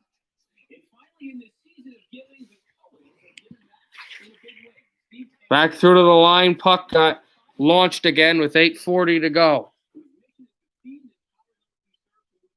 Hammer down the line. Remember, Slovakia scored only 1 goal in their first game with about 6:35 left in that game. Germany moves that off the wing. Try to pass this puck in front, and it deflected wide. Slovakia off the boards. This is a quick pass. It's a pretty efficient one. Puck goes behind. They call icing. They do call icing against Slovakia. So the Germans will have the puck back in the Slovakia zone. And Stützle is going to the bench, so he won't be out here for the game now. Germany is the home team here. They will have last shift. You know whenever that point is. Stützle will be on the ice for the entirety of that. And if we go to overtime, he'll start overtime. Back based on the line. Controlled right by the penalty box. Slovakia is now going to move it in, try to pass that to the net. Glove save. Puck is loose still, and Germany will jet out with it. A puck in front. They control, looks for teammates, try to backhand, forehand one in front, and that is a stop by their goaltender. Loschke, and he will stop Volek, as it was Volek moving in on his chance. What a big hit, too. As Krastovsky went down and Volek went down, too. And obviously Volek went and got the puck later and had that big chance. But the hit between Slavskovsky and Volek. Germans control off the line. And a shot that was blocked. Slovakia's been very good at blocking shots. So is the Czech Republic. Czechoslovakia, we saw that in their win last night against the Russians. Pass that to the net, backhander, stolen away. Germans are going to lead off a backhand pass that almost went the opposite way. Dubé tried to go off the skate. Intercepted. Team Slovakia moving it in. And the backhand of the forehand cross move never went. Off the glove. We're still tied at 3. Less than 7 minutes to go. Germany leads Slovakia in shots, 27-21, a 6-shot lead. Pass to the line off of Zhitnik's stick. Germany moves it across on that power move on the right side. Try to pass in front, late man off the line, holding, and it blocked off of his stick, off of the puck. Team Germany backhands this to center again. Controlled off of his line. He faked what could have been a 3-on-2. Tried to move it across. And by his own goal, almost gave it up. But a clearing pass off the line. Slovakia tries to intercept off of that, and then it's shot into their own end.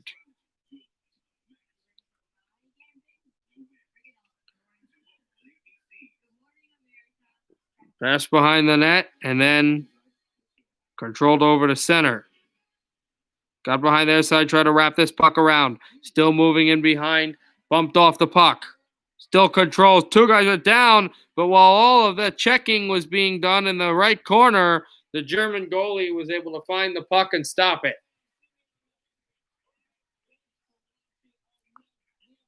Stützle with a late goal, and I think they're going to commercial right from here. Yeah, they're going to commercial right now with like 6:50, 6:40, something like that, left in the third period, tied at 3. Also, I don't know how World Hockey works. If this game is tied, I don't know if it's going to work like playoff hockey. You may know this. I don't. Does it work like playoff hockey where we're going to sit through another 20 minutes for intermission, or will it just immediately, are they going to immediately jump in for overtime like NHL regular season hockey? You're going to have to let me know because I don't know.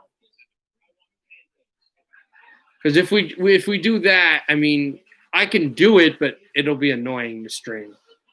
Because I know that I don't think so because they don't do multiple overtimes. They just go to a shootout. So I would think they would just jump right back onto the ice. Because in international hockey, they don't do multiple overtimes, I'm pretty sure.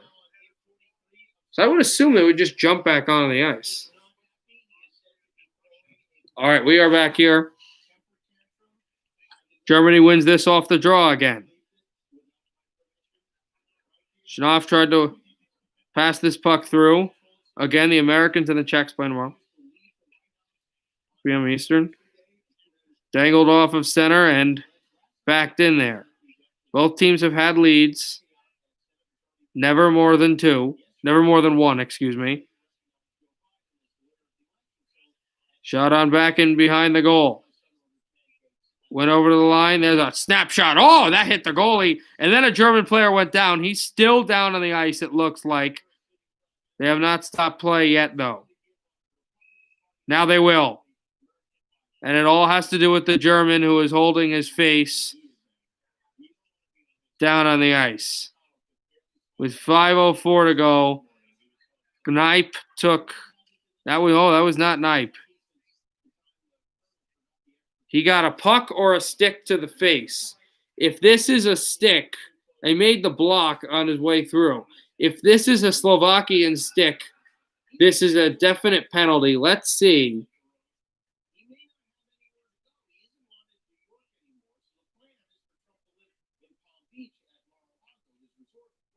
I'm not sure if it is a stick. He's having trouble walking.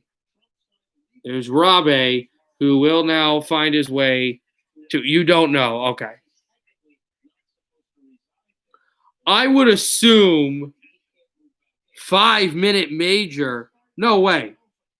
No way that's a 5-minute major.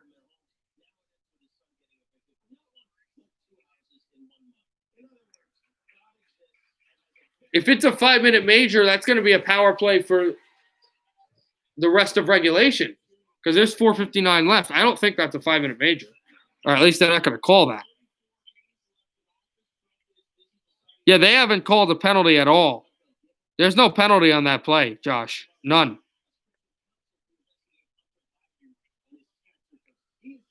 Germans control the center. Taken back away off the boards.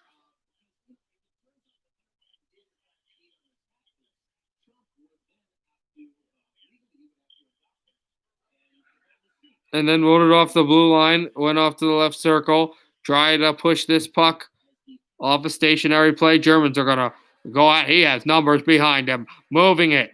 Holding. Passing. Stutzel. No, did not decide to shoot it, and it actually got stripped.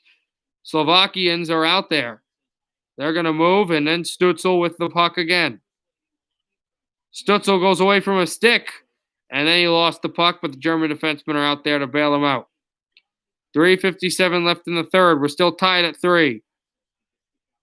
Motoring this back. Tries to control in behind. Not bring a player down. Slovakia will move ahead. Good pass. It was a stretch pass to Krukov. Tries to shoot this puck in. And he airmailed it over the goalie's pads.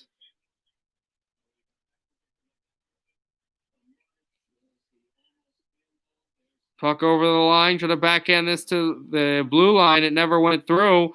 The Germans are able to pick this off. Goes for a 3-on-2. Controls this back. On a cross and back there. But there was no penalty called. There was no stick to the face. Yeah, I don't even know what happened. It was like fell on his stick or something. It's funny. The guy that got hit with the puck in the face was actually able to skate to the bench and was okay. And the one that just got the stick down had a real problem getting up.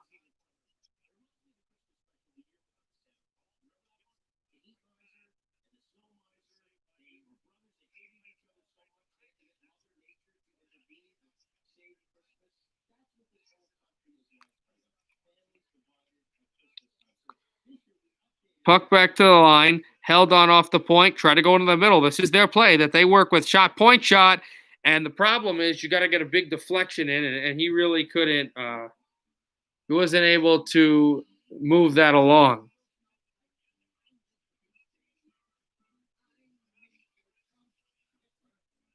And back in behind off the line, he tried to backhand this in front. Still, Slovakians moving it along. The clock has moved down with 2:35 in the third. Backhands off the line still. Tries to forehand off the line as well with the puck. And it will finally fall to center.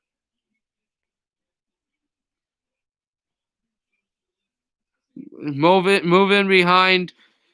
It will hug the goal and just push this through. Controlling by the Slovakians to try to get this puck out. Can they? They will get it to center. It's motored on by Stützle to push this by the bench. And puck comes out of play. With 2:06 to go, puck comes into the Slovakian bench, and Nemec will come out.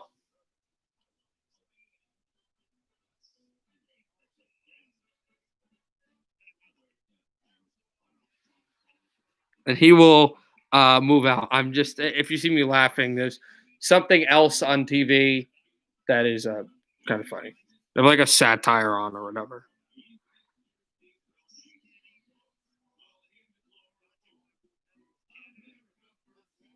2:06 left. They try to win this off the draw and shoot it to the goalie. Again, that gets blocked. This is really seeming like this will go to overtime here, and it will be the last goal to win it. 1:50 left in the third. Remember, the Germans have the last change, as they are the home team. Puck went in behind, and it will be an icing against Germany. And Stützle is his head there because he needed to change, and he can't because this is an icing.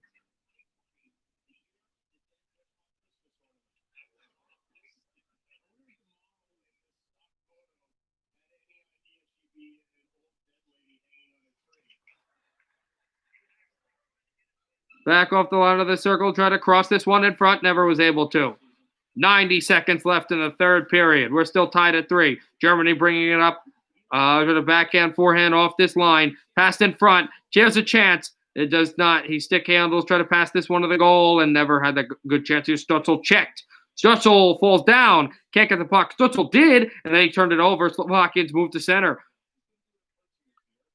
Zalewski will shoot this puck instead of passing. Why are they shooting the puck from those angles? Final minute of play in the third period. Slovakia motoring the puck through. This would be devastating to Germany if they were to give a goal up here. Try to slide the rebound through and never was able to cash it into the goal. Smash back off the line. Germany with the final change. They'll move this puck and dump it across. Kikolu to try to put the check on. Germany lost the puck in the middle of the ice. You basically want last possession here. If you're Germany or Slovakia, they move the puck in their own zone. Try to backhand pass this one in front, can't. Checked off the line before he's able to put a pinpoint precise pass. Checked off the line. They control to keep playing with the puck here. 15 seconds left in the third. We're still tied at 3, and that's weird. Instead of letting them fight for the puck and try to put the puck in front, the referee literally just called a penalty, or not a penalty, but just called it saying, I'm not going to have a pinning play with less than 15 seconds left in the game. You got to play the puck in the middle of the ice. So that's what they're doing here. And because of that, no one took timeout. I thought Germany might have taken a timeout here. 13.6 left in the third. The puck is in the Slovakian end. See what play they want to run. Germans keep it in, but they got to go backhand. Backhand, forehand. This has been the play. Trying to move it in behind. Trying to make the check. Trying to pass that in front. Oh, and he missed on the shot. That was a shot for a buzzer beater, and he just missed the puck. We're going to overtime. Next goal wins.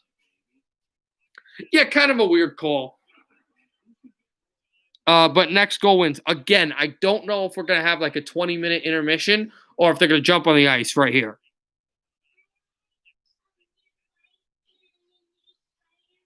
We'll find out, but I don't know.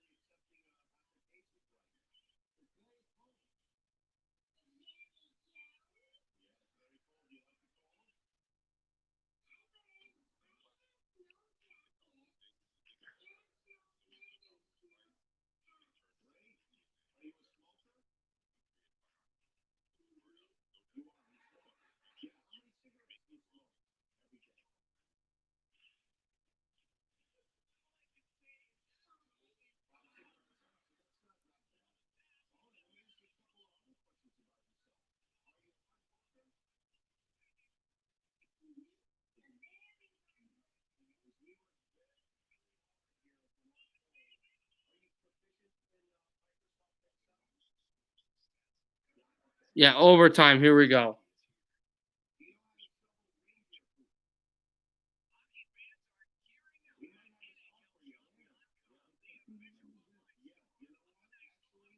Uh,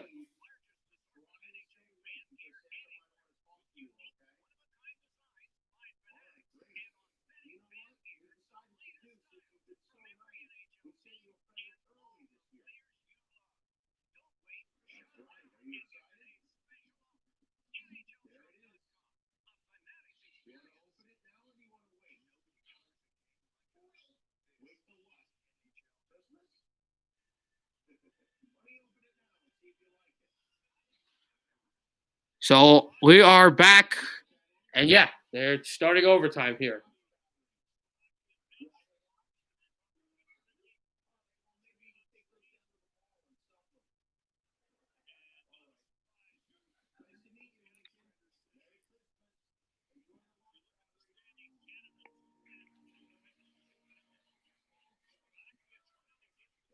So this is how these standings work on their division. Yeah, that's what I thought it was. Right. I'll actually miss the standings to talk about. But here we go. Germany has no points, last in the division, no wins. Slovakia is 1-1. They won their first game against the Swiss 1-0. They lost their second game 3-1 against the Canadians, although they played really tough in that game. 3 points, I believe second in the division. This will be stick handled away and moved in for the Germans. 5-minute overtime, 3-on-3, just like the NHL regular season, or we will have a shootout. Motored on back the Germans to try to play this puck. It's Stutzel. Stutzel works in the backhand, and he's going to control, move it on along like an NHL defenseman. Stutzel lost the puck, and you don't want to give up odd man rushes in overtime, not in a 3-on-3. 27-23 shots favor Germany, and the Germans go back defensively to move this puck away. Stutzel tries to motor by one, and then to play this puck, they don't go for the on-rush play with the Slovakians, who would have had a partial breakaway because the puck was just there and they wanted to go change. Quick changes in overtime. Stutzel made the play, tried to pass this puck in front, and blocked off the goaltender. 3:56 in overtime, left in overtime. Oh, they got a 2-on-1. Slovakians moving to 2-on-1. Passes there, shot wide. Missed the goalie completely. Germans are going to rush. They will move. 2-on-1. Can they get past break? That one a little too far. Penalty coming up. Penalty coming up against Slovakia. Germans continue to touch, and they will have the extra attacker come out. It's going to be a 4-on-3 for 2 minutes when Slovakia finally will touch this puck. Holds it on again on the left circle. Try to pass this again. They've got a 4-on-3 right now, but they'll have an official 4-on-3 when Slovakia can touch this puck. Pass to the left circle. Backhands that and shifted wide again. Off the line. Holds over from the blue line. Still controlling. here. This is basically the power play, but it hasn't even started yet due to the fact with 3 minutes to go that Slovakia hasn't touched the puck, creating the power play chance. This is unbelievable. It's like Islanders and Lightning. Remember that? Shot that one circled wide. Germans controlling. Still maintain the pass off the line. Still rolling the pass off the line and tried to rip it back, try to contain it off the line. He will. Now slap shot off the circle. Blocked. Perfect pass to the right circle. Shot. Save. Rebound skied high. And it'll go to center. Now they said the Slovakians did touch it. So with 2:32, it will be finally the power play will start. So the 4-on-3 that we just had, now we're actually going to have a 4-on-3 as Mike Luca is going to the box. Unless the game ends on this power play shorthanded or there's another penalty, it will be a 4-on-3 until there's 32 seconds left in overtime. From there will be a 4-on-4 until, how about that? They're literally, or next, Americans playing Czech Republic tomorrow. There's literally a commercial for the Czech Republic on the TV, not on the NHL game. It's controlled here. Germany on the power play to try to win this game, holding it loose, still off the line, still controlling back. Turns on the left circle. He's got Stutzel. Does Stutzel want to shoot? Stutzel won't shoot. Pass this. Stutzel still holding it. Stutzel, that blocked up high, has to try to glove it down. Can't get the puck. Slovakia clears. No, not out. Here's Stutzel. Stutzel with it. Puck to the line. Off the left circle. Stutzel's on the right side running a one-timer. Fakes the one-timer. Now Stutzel gets it back. Stutzel holding. Pass to the goal. Too far. Minute 15 left in the power play. Minute 45 left in overtime. Controlling Stutzel, and then now it is fully and cleanly cleared down. Taken by the German goaltender. And Stutzel will drive in on the left side. He tries to drive to the goal. He will move to the goal. Goes behind the net. Stutzel looks for a pass. Power move. To the line. Stutzel wants the puck. He won't get it. Now will. Can shoot it if he wants. Stutzel fires. Slap shot blocked. And the puck will be kept in. Slovakia screaming for it's offside, but it isn't. It just their coach was that. There's a shot fired off the side of the net. Try to pass this puck in front. And motored onto the left circle. Try to pass this one. Wide open net. He can't find it. They're going down to block. Shot. Score!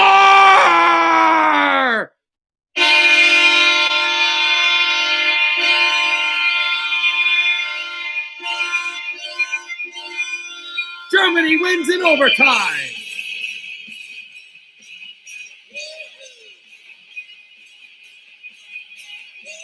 Deutschland over Slovakia, their first win of the tournament. It comes in overtime, 4-3. A shot off the line, a deflection. Stutzel, who was the man of the night, the one time that he was on the bench. And Germany wins on the power play with a goal, a tip in. And that will end it. Germany 4, Slovakia 3. And it's going to be Carterman who gets the goal here. And the Germans had so much hype coming in, and they did not play well, but they came into this game back and forth. They were the better team, and Carterman with the shot and the goal. You see the German bench going crazy there. They needed a big win. They get a big win. Carterman, the overtime winner over Slovakia, and the Germans will get 3 points. All right.